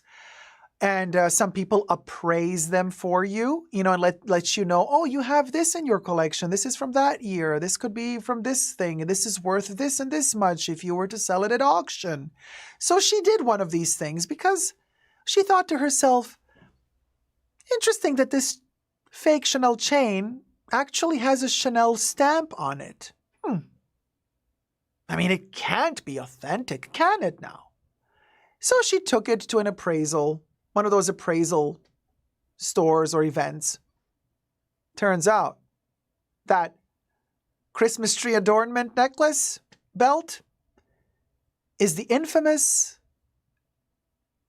Claudia Schiffer worn Spring-Summer 1995 Barbie-inspired, Karl Lagerfeld designed, where the crystals were made extra in that chunky size just for that collection. They didn't exist prior to that.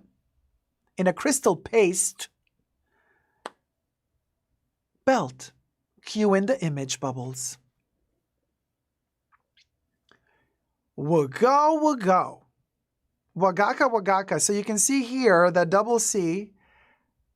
And now here they're twisted. So it's gold holding onto the crystals. So if they were to turn this little chain here, it's all crystals. Here it's turning, you get to see the crystals. So this thing is a belt. Classic Chanel belt that goes around once. And then the second round has that extra hanging chain and then that chunky double C. Well, what do you know? And they appraised this £5 find from a thrift store in the Barbados to not be £5, but to be more around £1,200 to £1,600. So the lady that got it said, oh, hell, am I going to put this on a Christmas tree? Let me sell it. Cha. And sell it she did in an auction that somebody purchased in the United States off of. So a fellow American has purchased this little baby here for £1,600 plus all the added extra money, the commission, the extra added percentages that you have to pay when you're buying something off auction. It ended up costing around about £1,900 after all the fees added on top. So £1,900 for this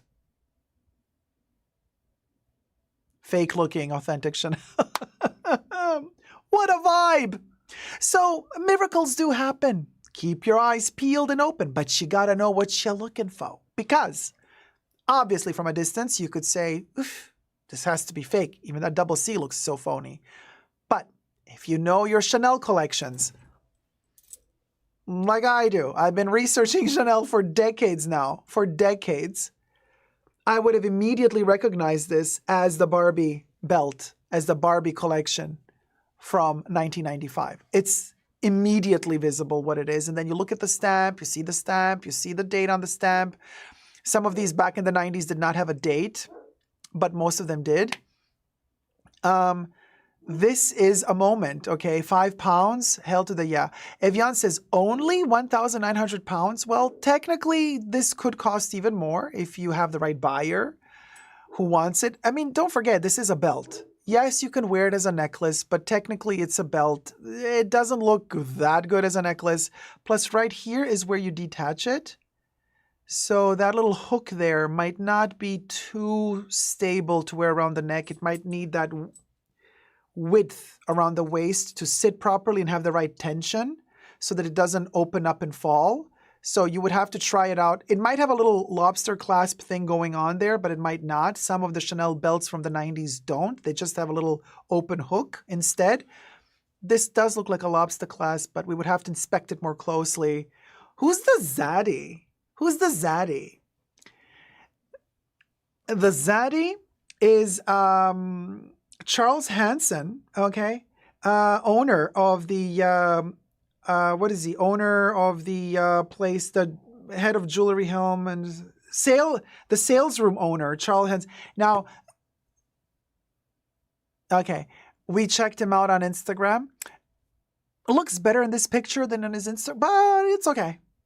I have an issue when he starts talking is when the zaddy vibe is gone for me. But hey, anyway, cute eye candy. And the lady here, well, somebody in the chats, Mahora says the lady looks like Michael Jackson. Okay. Mahora, really. Anyway, I think the lady looks lovely. We just got to work a little bit on the eyebrows. But hey, I've been through a very dark eyebrow phase myself. Okay. There are videos of me.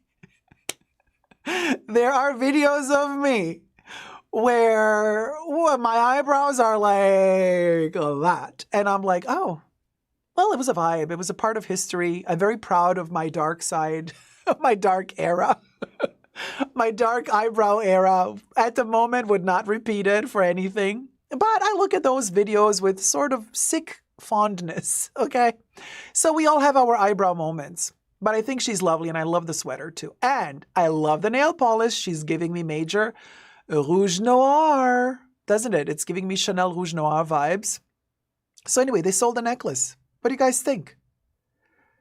I think this is kind of the positive news of the week. You know, we say luxury is over, it's over. But well, for some, not for us, because we can go thrift shopping and we can still to this day get really lucky and find something like this. What a true gem for only £5.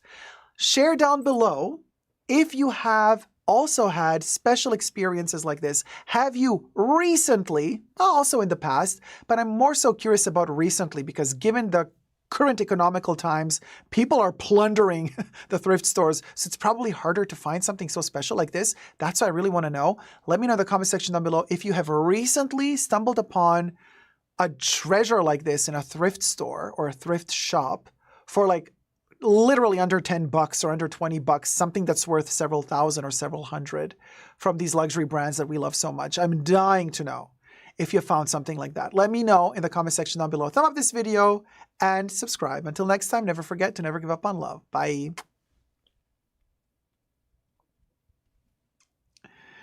And we'll go. Very chola vibes, right, Louis? Chola vibes. Steph says, I don't do thrifting or antiquing. I'm not trying to bring home a poltergeist. Steph, the energy. The energy. Terry says, and sells on Tiffany for, what, 130,000? Audrey says, Mahora Limo. I knew that comment was going to be read out. Ah, boy, there you go. Louis says, very chola. I've read that one. Lavina says, we all have photos with just a spivot of my eyebrow. 2000s. Thank God they grow back. I love the Y2K eyebrow spirit. It's the ghost. Not the ghost of Christmas past. It's the ghost of eyebrow past. Yes, honey. We've been there. We've had herses. But they don't all grow back. Sometimes plucking an eyebrow means you kill it at the root and it don't come back. And a lot of ladies especially are stuck with 3 hairlets for an eyebrow, and they got to connect the dots with a eyebrow pencil. You got your 4 hairs here, and there, and then you got to connect them with a pencil. I found some Chanel jewelry at a thrift store, but they didn't have the stamps, so I don't think they were authentic. Not all Chanel jewelry has stamps. Some of them had an extra added stamp that was kind of like glued on and they fall off. I speak out of personal experience because back in 2005, or was it 2004? No, 2005, I purchased a Chanel bracelet that I adore so much. And I bought it from the boutique, and it had an authenticity stamp glued onto it. It fell off. So I know it's authentic because I bought it at Chanel, but that little tiny, tiny, tiny microscopic thing fell off. They had issues with that.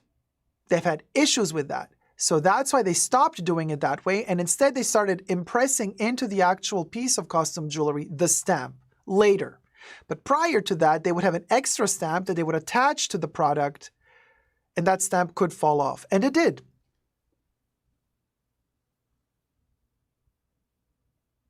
Mahora, Dacob had that strong 2016 British brow on. I mean, I mean, I looked like your unibrow cousin, baby. We love all brow shapes in the bunker. Yes, we do. Audrey's also infamously thick-browed in the past. Honey, those eyebrows are knives, daggers. They are... Audrey's eyebrows are literally Michael Myers' knives. They can cut a biatch. Yes, they can. Carla says, not me, but I think a YouTuber called somebody found a mini reshoot at an antique store for, I believe, $3,000 or something like that. Ooh, fabulous. Fabulous. But you never know with the bags. You never know if they're authentic or not. Bags are really hard to authenticate. Costume jewelry is actually easier for me to authenticate than bags. Really. Never passed for Tueruga brows in Mexican, but never went Frida Kahlo. Well, Frida Kahlo is like literally unibrow. Ghost of Fashion passed and Ghost of Brow passed. I found an Hermes plate at a gas station. Wow, Ryan, that's amazing. Audrey says, my eyebrows keep me company along with my tats. Tats or tats? How do I... iStorm, how do I feel about Coach? Check out my several videos on that topic to find out. They're on my channel. I just posted them recently. Jackie says, spent $20 on a bag that originally sold over $2,000. Oh, congrats. That's fabulous. Now that's a find. Steph says, I'm Gen X, a victim of the 90s. Eyebrow plucking, never grew back. I'm telling you, they don't grow back always. Tats and tats. Right, Mahora? Hi, just saying, I bought a Cartier box for $45 and a lady bought it from me for $1,000. She lost her box and had to, as she said, have it back, and the store won't give her the box. Price really depends on how much you want it. Oh, of course, there's a sucker for everybody and everything. And somebody's trash is somebody else's treasure. Always bear that in mind, you guys. You never know. Hi, Christina Derecki. Hi, Dacob. How is Luela doing? Luela Annabeth? I can show her to you. Here she is, Luela Annabeth. She's doing fabulously, splendidly, darling. Actually, I'm going to take her out later today. I've emptied her up just to kind of air her a little bit. Sometimes I hang her like this on the chair. I put her like this on the side of the chair like this, just to air it a little bit because of the smell inside. I've noticed that if I leave the Speedy open like this, it preserves the original new smell of canvas longer than if it's closed. Did you know that? So, of course, you know the story. I bought this new in the Louis Vuitton shop. And I travel with it a lot, and I travel a lot, so I always fold it when I travel. Hence, my folds are always in the bag. But I've noticed that when I leave it open, it preserves its original new smell more than if I close it. Did you know that? I figured this out just a while ago. But you got to keep it empty. You got to keep it empty. Not like with stuff inside, because this textile absorbs everything. Smells very... is this a video? Would anybody want to watch? Maybe the algorithm changed. Should we film this? Is this a video? Is this a video? Yes or no?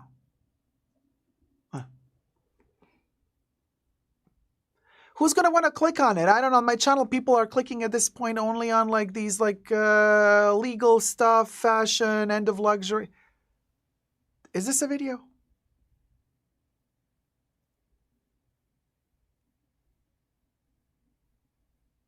We were filming the Chanel belt story.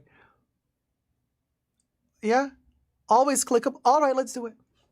Yeah, let's do it. Yeah, let's do it. Yeah, we'll go.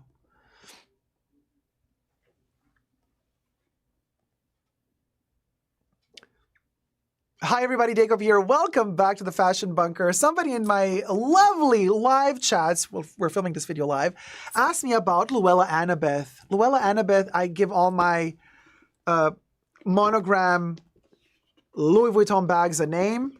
I just do, and they're usually Southern Belles. So this is Luela Annabeth, and it's a Speedy 35 monogram, top handle, no shoulder strap, no bandolier. I don't like the bandolier on the Speedies at all. So anyway, I travel a lot, and I always fold this up and I put it in my backpack with me. So that's why I always have the, these little original wrinkles that were there when I first bought it are always present, because since I travel a lot, I always fold it up. It's always folded when and then when I arrive at a destination, I take it out and then I open it up. And so here's a little wear and tear moment. So I bought this in 2023, the beginning of 2020, so January 2023. As we're filming this video, it is May 2024, so like a year and a half-ish old, this little baby, Luela Annabeth. And since then, Louis Vuitton discontinued their standard Speedy 35 monogram without the bandolier. Maybe they're going to bring it back, or maybe Pharrell just wants them made in leather with a... I don't know. I don't know. It's a travesty, if you ask me, why they've discontinued these beautiful bags in all of the size. I even want the Speedy 40. I know you could get it heritage, but then they have to stamp your initials. I find that so tacky with the initial stamping. I find it vulgar. But anyway, so to each their own, right? So I've been asked about, somebody in the chat's asked me, hey, Dacob, how's Luela Annabeth doing? I'm like, yeah, she's doing great. I'm actually going to take her out a little bit later today after the live stream. I adore this bag so much. I'm still cleaning it with baby wipes. I have new baby wipes. So now I'm still using the Huggies, but it's kind of a new package for the Huggies with a plastic seal. So these are 99% purified water. Okay, there's no perfume, no alcohol. It's for baby butts, basically. So it's good for this. So every time I use it, I come back home, I clean the handles with the baby wipes, and it's really done wonderful. It's worked really well for me. So I've been using this bag a lot this year and a half since I've had the bag. As you can see, it's patinaing really lovely. Look at this lovely patina moment going on here. I want to say, hold on, let me just cover the light here so you get to see a little bit more. There you go. That's the patina. Okay. And I've been asked about how the bag is doing. And look at that beautiful patina. It's patinaing very slowly, right? And I always keep it out also when I'm at home, meaning it doesn't want to focus, does it? I'm too close to the camera. And there you go. Meaning I don't keep it in its dust bag because I use it a lot. So I always keep it out when I'm at home. Now, I also have a trick. I put I have like a cotton tote, and I use a cotton tote as my bag filler. And it's a tote it's a bag in a bag system, really.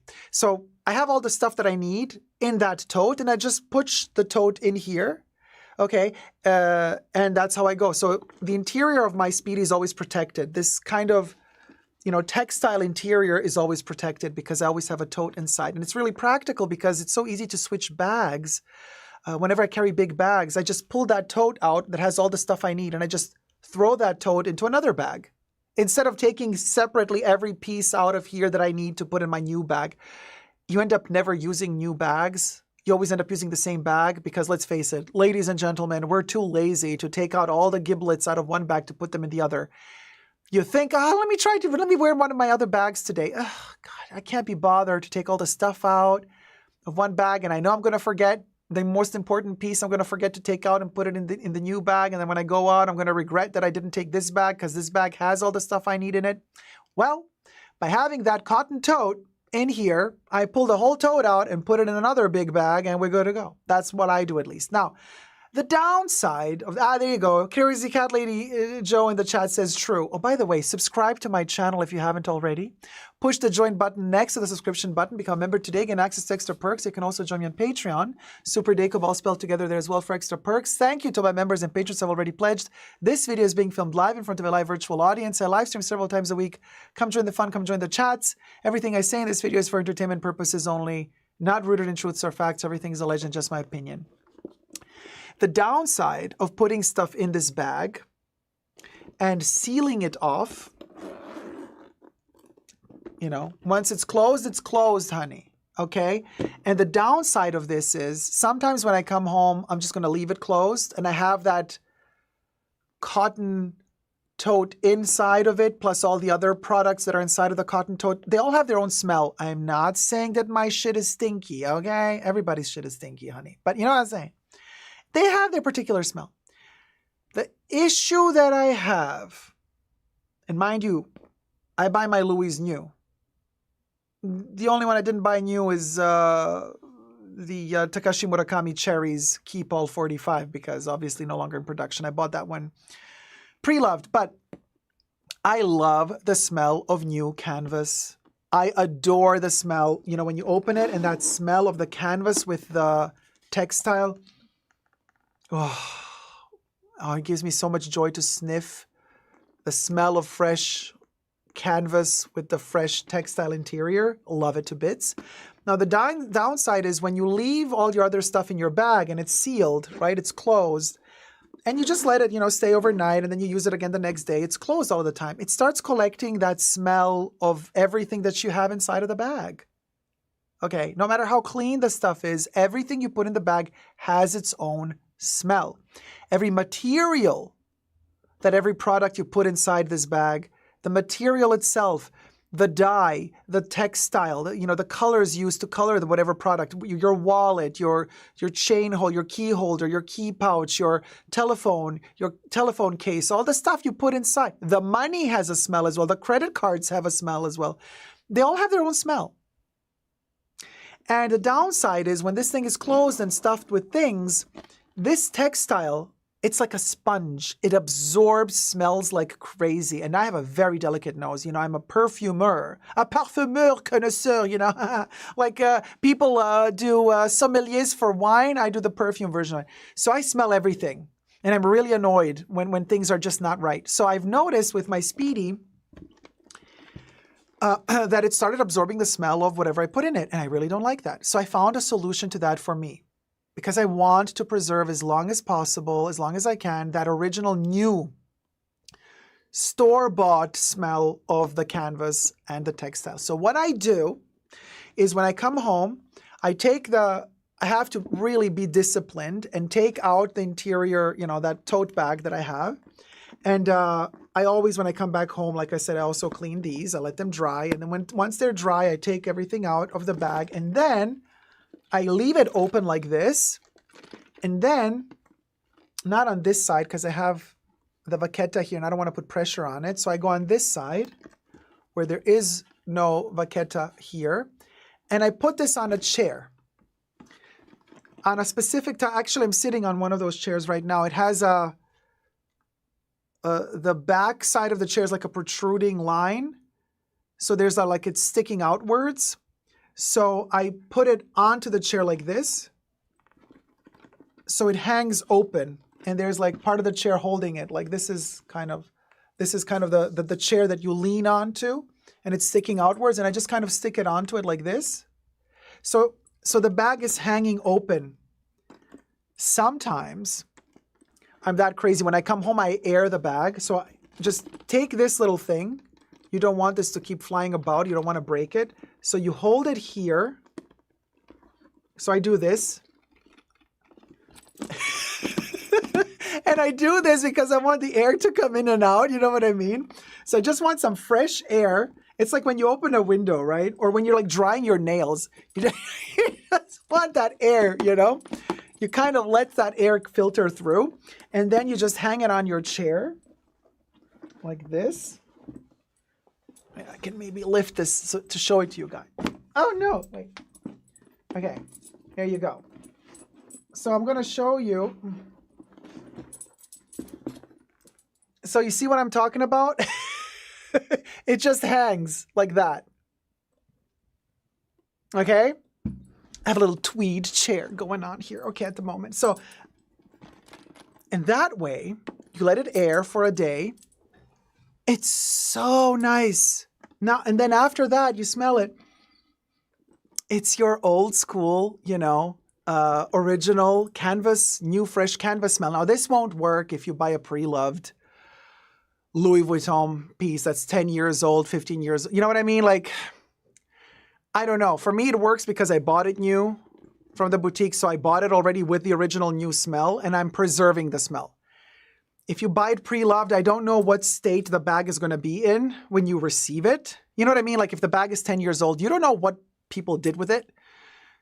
So I don't know if you can kind of go back to its original smell if you purchase it pre-loved. You might, depends how the person who had it before you treated the bag, you know.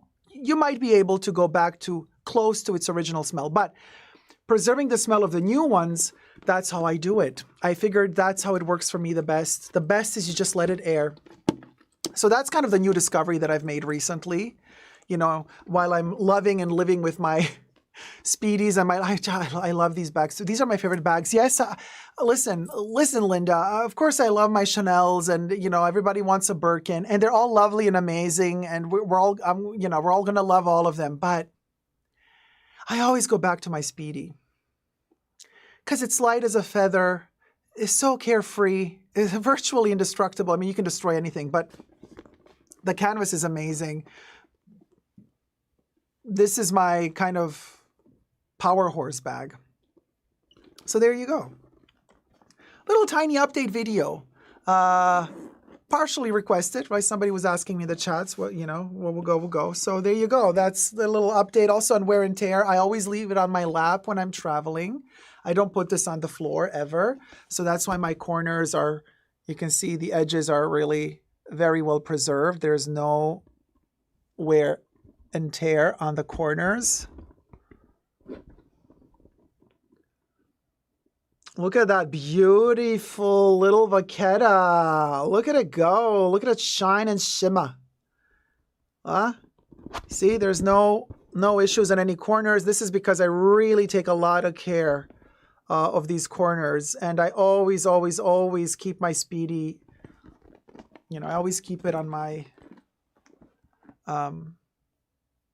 lap, you know, when I'm in the car or traveling. You know, I don't like shove it on places. It always stays on a soft textile bottom, and even when I'm at home, it's either like here on my little tweed, you know, sofa or whatever, or on a very soft carpet, or it's on the bed. But I never put it on a rough surface. I never put it on the floor, on a rough floor. So there you go. We'll go. I hope you've enjoyed this video. If you have, thumb it up and let me know if you want to have more updates on little tiny hacks and quirks and little tips on how to preserve and give a long, beautiful life to your monogram Speedies and other monogram pieces with vaqueta leather. Let me know your thoughts and prayers down below. Thumb up this video and subscribe. Bye. I hope this video was okay, you guys. This was very improvised right now because like somebody asked a question. So I don't know if this is, I don't know if I'm going to post this as its own video later because like, I don't know. Is there going to be anybody who's going to want to watch this, or is it going to be a flop? I'll let you know. If I post this video, I'll let you know if it's like a 10 of 10 or 1 of 10. My other fellow YouTubers know what I mean when I say 1 of 10, 10 of 10, 3 of 10. You know what I'm talking about. Oh, Pam McNeil gifted 5 Super Dacob memberships. Hold on, we're going to have to do the... Wait, why is this thing not charging? Sorry, you guys. Oh, because it's charged. Oh, sorry. Hold on.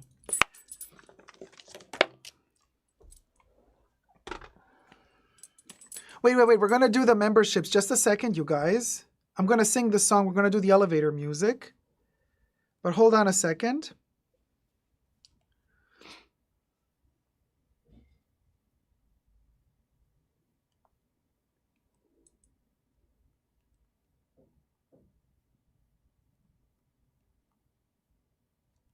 Okay.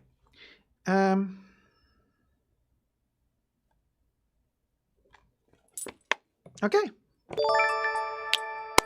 And who gifted the memberships? Let me find them.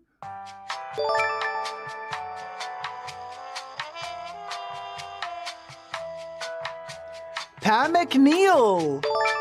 Pam McNeil gifted 5 Super Dacob memberships. Thank you, Pam McNeil. Sigita Johansson was gifted a membership by Pam McNeil.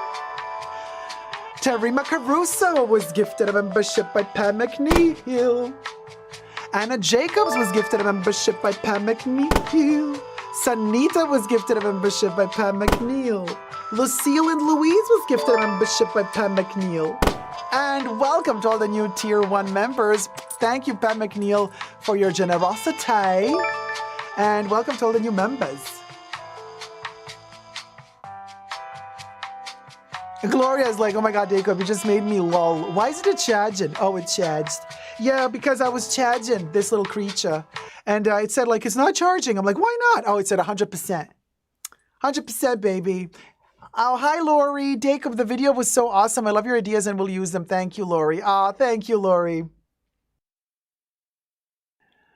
Oh, yeah, Gloria. Yes, thank you, Gloria. Yes, you guys, all the new Tier 1 members, start using your exclusive emojis. Like, we'll go, and stuff. And stuff. Stuff and stuff, baby. By the way, you know that I'm making my own, like, so the camellias that Chanel gives me, like, that are attached to the shopping bags, you know, I kind of color them. I make, they're paper camellias that are stuck to the shopping bags, and now I decorate them myself. So this one I painted myself. Oh, well, this one is all hand drawn with a marker. This is a Sharpie. And then we also did this one, which is done with a highlighter in neon pink. This one was really hard to make as well. And I'm working on a third one. The third one is taking a lot of time. Like, it's going to take, like, it's been 1 week and I'm still not finished. So hopefully by next week, you're going to get to see my third creation. It's going to be amazing because, like, oh my God, I'm dying to tell you which materials I'm using, but I cannot say anything. But so, and also what I wanted to say is, so they're all numbered because this was the first one I ever kind of painted. So it does have the Dacob number 1. And this was the second one I ever did. So this is a Dacob number 2. So, and yes, there's also these little, I hot glue gun them. Oh, Kari, member for 17 months, Tier 2, Super Chat, loving the Camélias. Thank you so much, sweetie. So you can get these, I think there's a link down below, or I can post it down below. So a link to Amazon to get these little metal pins, brooches that you can hot glue gun to the back of these camellias, and you literally turn them into classic metal brooch in the back. And they really work very, very well. So the reason why I'm not wearing, because I've been trying to, like, wear a new camellia an entire week. So last week I wore this one for 2 live streams, right? For Wednesday and Sunday. This one I wore the week prior for Wednesday and Saturday. And so this week I wanted to wear the new one. It's not finished yet. So I'm wearing a Chanel full-blown purchased at Chanel Camélia today. But I was hoping that I would be finished with the other one. But yeah, it's just taking way too much time. And I have to do petal by petal. And it's taking, like, okay, girl. I'm like, yeah, well, when is this going to be finished? Oh, maybe by Saturday, Sunday, or next week, Wednesday. Tipa says, I ordered from Chanel on Mother's Day. No camellia, but I did receive a sample of Comete. Well, at least you got the Comete. I went to the Chanel Beauty Boutique on Mother's Day. And they had, because I wanted one more of those camellias, they didn't have anything. They didn't even have the packaging. The Mother's Day packaging left anymore. They were out of everything. I'm like, but today is Mother's Day. How can you not have anything left? Like, yeah, we gave it all out before Mother's Day. I'm like, cha. Well, but this is a lot of fun. I love doing this. And I showed it to my Chanel sales associate. She loved them as well. So I'm going to make her one too. She's probably not going to be allowed to wear it at work because, you know how they are. But then last holiday season, 2023, Chanel added these fabric camellias to the shopping bags, right? These are beautiful. I actually turned this one also into a brooch. Just added a little bit hot glue gun underneath and bam. Look how pretty this one is. Black, blue, and gold. Loves it. I didn't make this one. This is how it came already. So, all right. Okay, now, enough of these DIY-isms.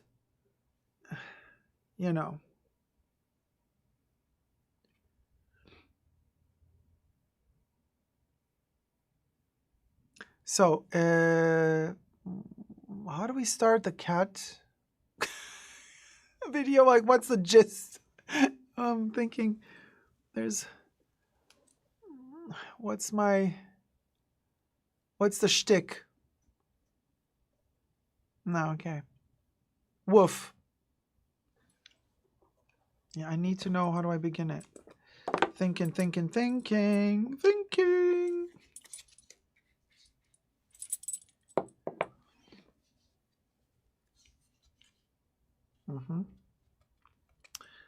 Planning out my next move, you guys, for the next video.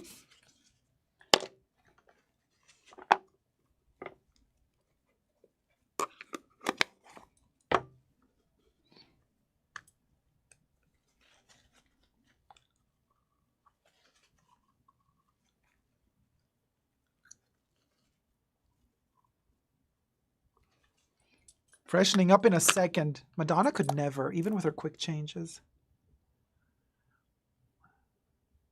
This is going...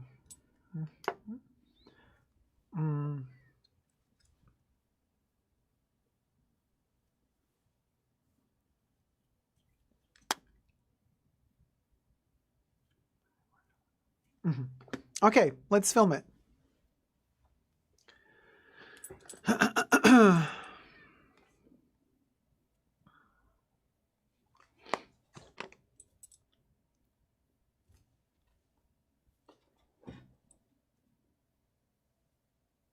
Hi everybody, Dacob here. Welcome back to the Fashion Bunker. This is going viral. A birthday party at Louis Vuitton. And people seem to be quite upset about it. Is it like McDonald's? You can just rent Louis Vuitton to celebrate your birthday there? Do they bring you a cake with a Louis Vuitton and a Ronald McVuitton decoration on top? And why are people upset? Let's find out in this video in the Fashion Bunker. First, subscribe to my channel if you haven't already. Push the join button next to the subscription button. Become a member today. Gain access to extra perks. You can also join me on Patreon. Super Dacob, all spelled together there as well for extra perks. This video is being filmed live in front of a live virtual audience. I live stream several times a week. So come join the fun. Come join the chats. And everything I say in this video is for entertainment purposes only. Not rooted in truths or facts. Everything's a legend, just my opinion. So... here we have, now imagine a birthday party at Louis Vuitton. Imagine somebody, well, first of all, like I've been the person that sometimes for my birthday, I do want to go shopping, like a special treat with my loved ones, you know, go to one, not too many boutiques. I wouldn't spend my entire birthday day like shopping from boutique to boutique or from shop to shop. No, maybe one. I would pick one place. You know, I don't know, sensory overload. I'm just not the type. I can't do more than one or two boutiques anyway a day because then I get really exhausted and tired. So my birthday, maybe I would not really want to go shopping on my birthday. I would want to do an unboxing on my birthday. So I would technically maybe go shopping 1 or 2 days before my birthday to purchase what I really want, or to get my loved ones to purchase me what I want for my birthday, you know what I mean? And then I unbox it on my birthday, so I get to spend my birthday at home or in some special place where I eat with my friends and family. But if I were to go on my birthday to a shop, maybe I would just go to one and it would just be quick. Maybe, you know, if it's a luxury boutique and they know me as a customer there, maybe I would say, it's my birthday today. And then it would say, oh, happy birthday. Here's extra champagne for you. You know what I mean? Guzzle a little, only if you're of age. And then you get a little special treat, and maybe they give you a little sample of a perfume as a gift or something, a little something, something. And then you buy a little something, something, and you treat yourself, a little treat. Also, like if you know, it's like a little cake, a little something, something, right? But I wouldn't really ask the boutique to actually have an entire birthday celebration happening in the boutique. Like that would be a little bit, that's just not what I dream of. It's just not me. But hey, if that's you, good for you. Well, apparently it is also really somebody else, and somebody else really celebrated an entire birthday. It's a whole happening, an entire event at Louis Vuitton. Apparently it's possible. Paulie S says, tacky. Crazy Cat Lady Joe says, I always buy myself a Prezi. Oh, Paulie S says, a Louis Vuitton game park. Well, that's an idea. Don't give Bernard any strange ideas. Otherwise, there go the Disney prices skyrocketing when they start competing with the Louis Vuitton amusement pack. $5,000 a day a ticket. DMSA says, watch Louis Vuitton pop up a pool filled with Louis Vuitton branded balls like McDonald's did back in the day. I would do it, says Jolie's simple opinion. Carla says, yes, it's tacky AF. Well, listen, Linda. Somebody in Malaysia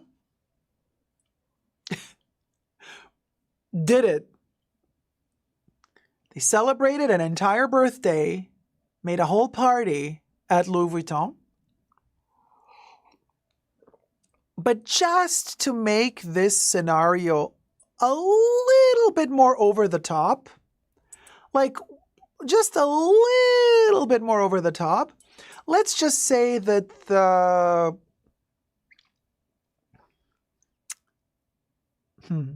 living creature that had a birthday was not human.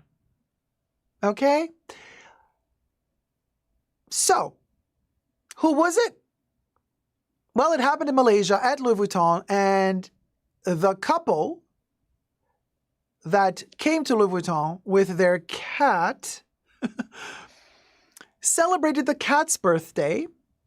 The couple is allegedly one of the most famous manufacturers of head covering scarves, for religious purposes, and they apparently make really expensive, beautiful ones. So their business brought them, thankfully, a lot of fruits, And so they have this cat that they wanted to celebrate. So the cat's birthday was celebrated at Louis Vuitton. And let me show you a picture of the wonderful couple at Louis Vuitton with the cat. Okay, we'll go. So there you go. And that's the lovely couple. And and the cat's name, the cat's name is Money. So the cat, there you go. Happy birthday, Money. Okay, first of all, can I just say, this is the most genius name for a cat. I think this is adorable. Okay, personally. Now, they've posted this to their own social media, so both of these photos are on their social media, so they are public photos, so they fall under fair use. That's why we took them. And so they've been receiving a lot of backlash because people are saying, hey, this is such squandering of money. This is decadenza, darling. Like, how dare you in this economy, use this money to give the money to other stray cats that need food or something. I'm like, girl, this is capitalism. Good morning. Smell the coffee. Some people work and get lucky and earn a lot of money, and some people work a lot and are not lucky and don't make a lot of money. Some people make a lot of money because they do some illegal stuff. Some people make a lot of money because they do legal stuff and get lucky. So it is what it is. That's our society. Our society is not fair. Our society is built the way it is. Some people got the dough. Some people don't got the dough. This cat has the dough. This cat has so much dough, it's called money. I wonder if this cat should meet up with Choupette, who allegedly inherited the entire empire of Karl Lagerfeld. Could you imagine Money and Choupette having a relationship? What a power couple those two would be if they met up and got hitched or something to unify the power, the money.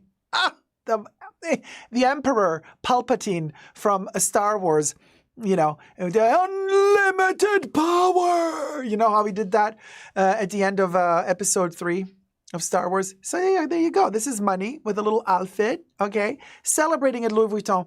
Now, they bought Money a present at Louis Vuitton.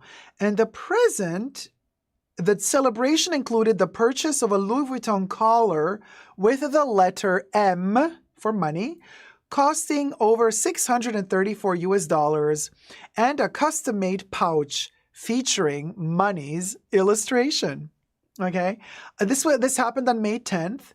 The couple posted photos and videos on Instagram showing money dressed in a gray Swarovski crystal-studded dress. It's a gray Swarovski crystal-studded dress. Designed by Malaysian designer Rizalman Ibrahim. The couple expressed their affection for money, writing something that I can't read. Our child is 7 today. Oh, 7 years old. Happy birthday, money. Mama, Papa prayed that money lives long with health and intelligence. The couple also referred to money as their youngest child. Tipa says money would have looked better in gold satin. I mean, the silver is reflecting a little bit of the gold from Louis Vuitton, but also you can imagine how much this couple is spending at Louis Vuitton in order for Louis Vuitton not only to allow an animal to enter, but they also allow an animal to enter without a cage, without a leash, and an animal to just chill on their really expensive trunks. And these maybe are even vintage trunks, because this looks like it's a vintage one, or maybe not. Look at that. Like, you know what I mean? For Louis Vuitton to organize balloons, to let you chill in the boutique, to let money just hang around on their, trunks, the hard trunks. It's, these two have been spending, honey. Krabibizaki says, can I suddenly turn into a cat now? But you might be an unlucky cat and you end up like Grisabella singing memories all alone in the moonlight. You know what I mean? Because this hoe ain't singing memories. This hoe is singing, I'm making memories on my heart trunk from Louis. I'm dressed in crystals. I got the money. My name is Money, honey. Ring, ring, ring, ring, ring, ring, ring. Hello? Oh, well, meow to you too. Hi, Money. How's it going, sweetie? Meow, meow, meow, meow, meow. Meow, meow, meow, meow, meow. Meow. Meow. Mm-hmm. Meow. Meow, meow, meow, meow, meow. Meow.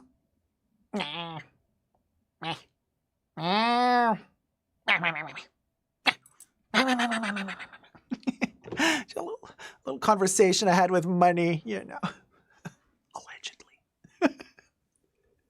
Bring me money, says Polly. Yes, oh, I get it. Now you get it, Polly. Jolie says, money. So trashy. I'm living for it, right? Minnie Jeffrey says, probably an Egyptian goddess cat. Every cat is an Egyptian goddess. Goes without saying. The cat doesn't even know what is going on. Oh, the cat. The cat is ruling the world, honey. I speak cat. Money is saying, girl, get me out of here, says Gloria. No, well, I mean, money, to me, the eyeballs say, like, it looks like Money had a sip. You know what I'm saying? Here, money, calling cat for breakfast, says Linda S. Paulia says the cat just wanted a new scratchy tower. It got Louis Vuitton instead. Nancy Carna says, Money says this is the best scratching post. Robbie says this cat wants a treat now. Anyway, so I hope you've enjoyed this video, you guys. This was a fun one. I'm wishing all the best to Money. Money looks adorable. Sending all the love to the lovely couple who are Mama and Papa of Money. I think this is adorable, but I do understand that some people think, oh, tacky. Miss Jelly says in the chats, this cat knows it's rich. So all the best to you, Money. And here's to another many, many years of joyful celebrations at Louis Vuitton. Let me know your thoughts and prayers down below. Until next time, never forget to never give up on Lerv, on kitty catty Lerv. Meow, meow, meow. Well, we'll go. She looks like Edina from Ab Fab. Oh my God, Louis. She actually does.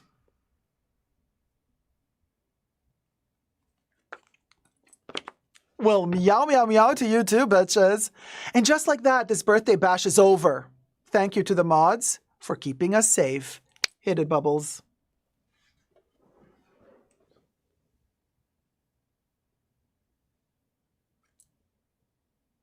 A special thanks to the mods in the fashion bunker. Thanks to Debbie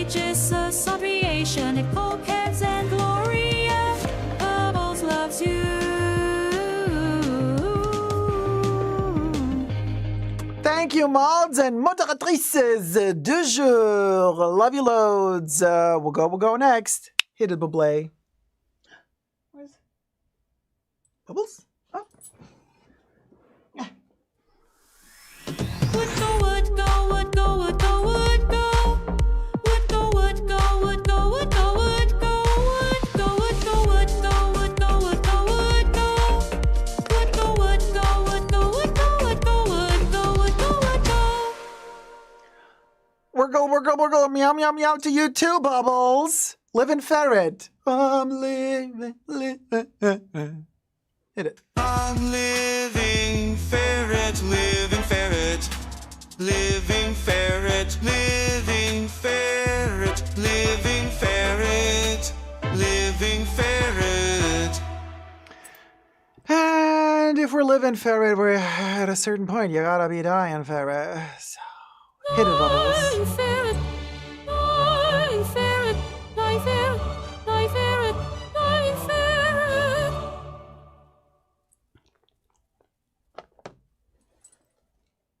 Baby Yoda, Chow, you're so invisible. I got my hairs all over you. I'm shedding, and you are transparent. Chow, chow, chow, Baby Yoda, what you got? Go. Hit it. No.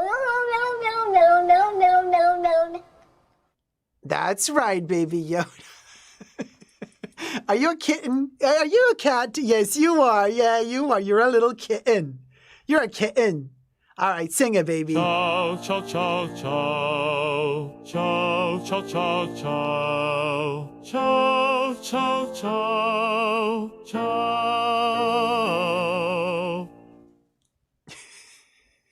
And it's snack time. And just like that, another live stream is over, you guys. 4 hours that were hopefully entertaining to you. I hope you had fun. I hope you had joy. I hope you had seasons in the sun together. And I hope you're all going to tune in next live stream, whenever that was going to be. I mean, hopefully on Saturday, but at this point, you never know. And I do hope you had some fun. I hope you have a wonderful rest of your week. Thank you, Jay Bobert. Boberts donated $20. Thank you for sharing your speedy love from some heck to you. Money. Oh, Lol, I'm thank you. trash. What was that? Thank you so much, sweetie. Bubbles, well, we got an extra little tip. Always good to have a little extra tip at the end, if you know what I'm saying. You know what I mean? When I'm good, I'm good. When I'm bad, I'm better. You know what I mean? Who was I? Who was I just quoting now?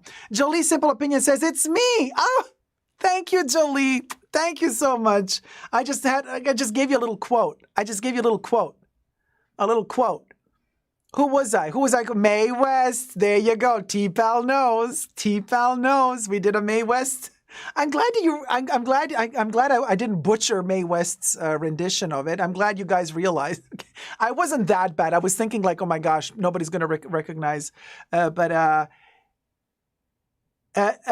says, Dacob, this is one of my favorite live streams. Thank you so much. Thank you, Lori, my love. Thank you, sweetie. Hit it, Bubbles. Let's go towards that tip. Jolie.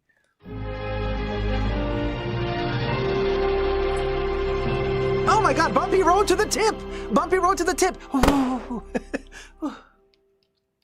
We survived another bumpy road, Jolie. Now, Jolie, in your simple opinion, did we make it through the wilderness? Did we make it through the wilderness somehow? Good. Live cast. Well, you best believe. Well, I love you loads. I love everybody here in the chats, and I do hope y'all is going to join me next time when we discover the mysteries of the end of fashion. You know, the aspirational poverty of it all.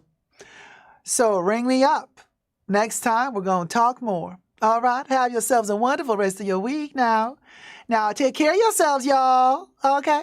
And, or in the words of Julia Child, this plate was best served cold, just like revenge. Take care of y'all.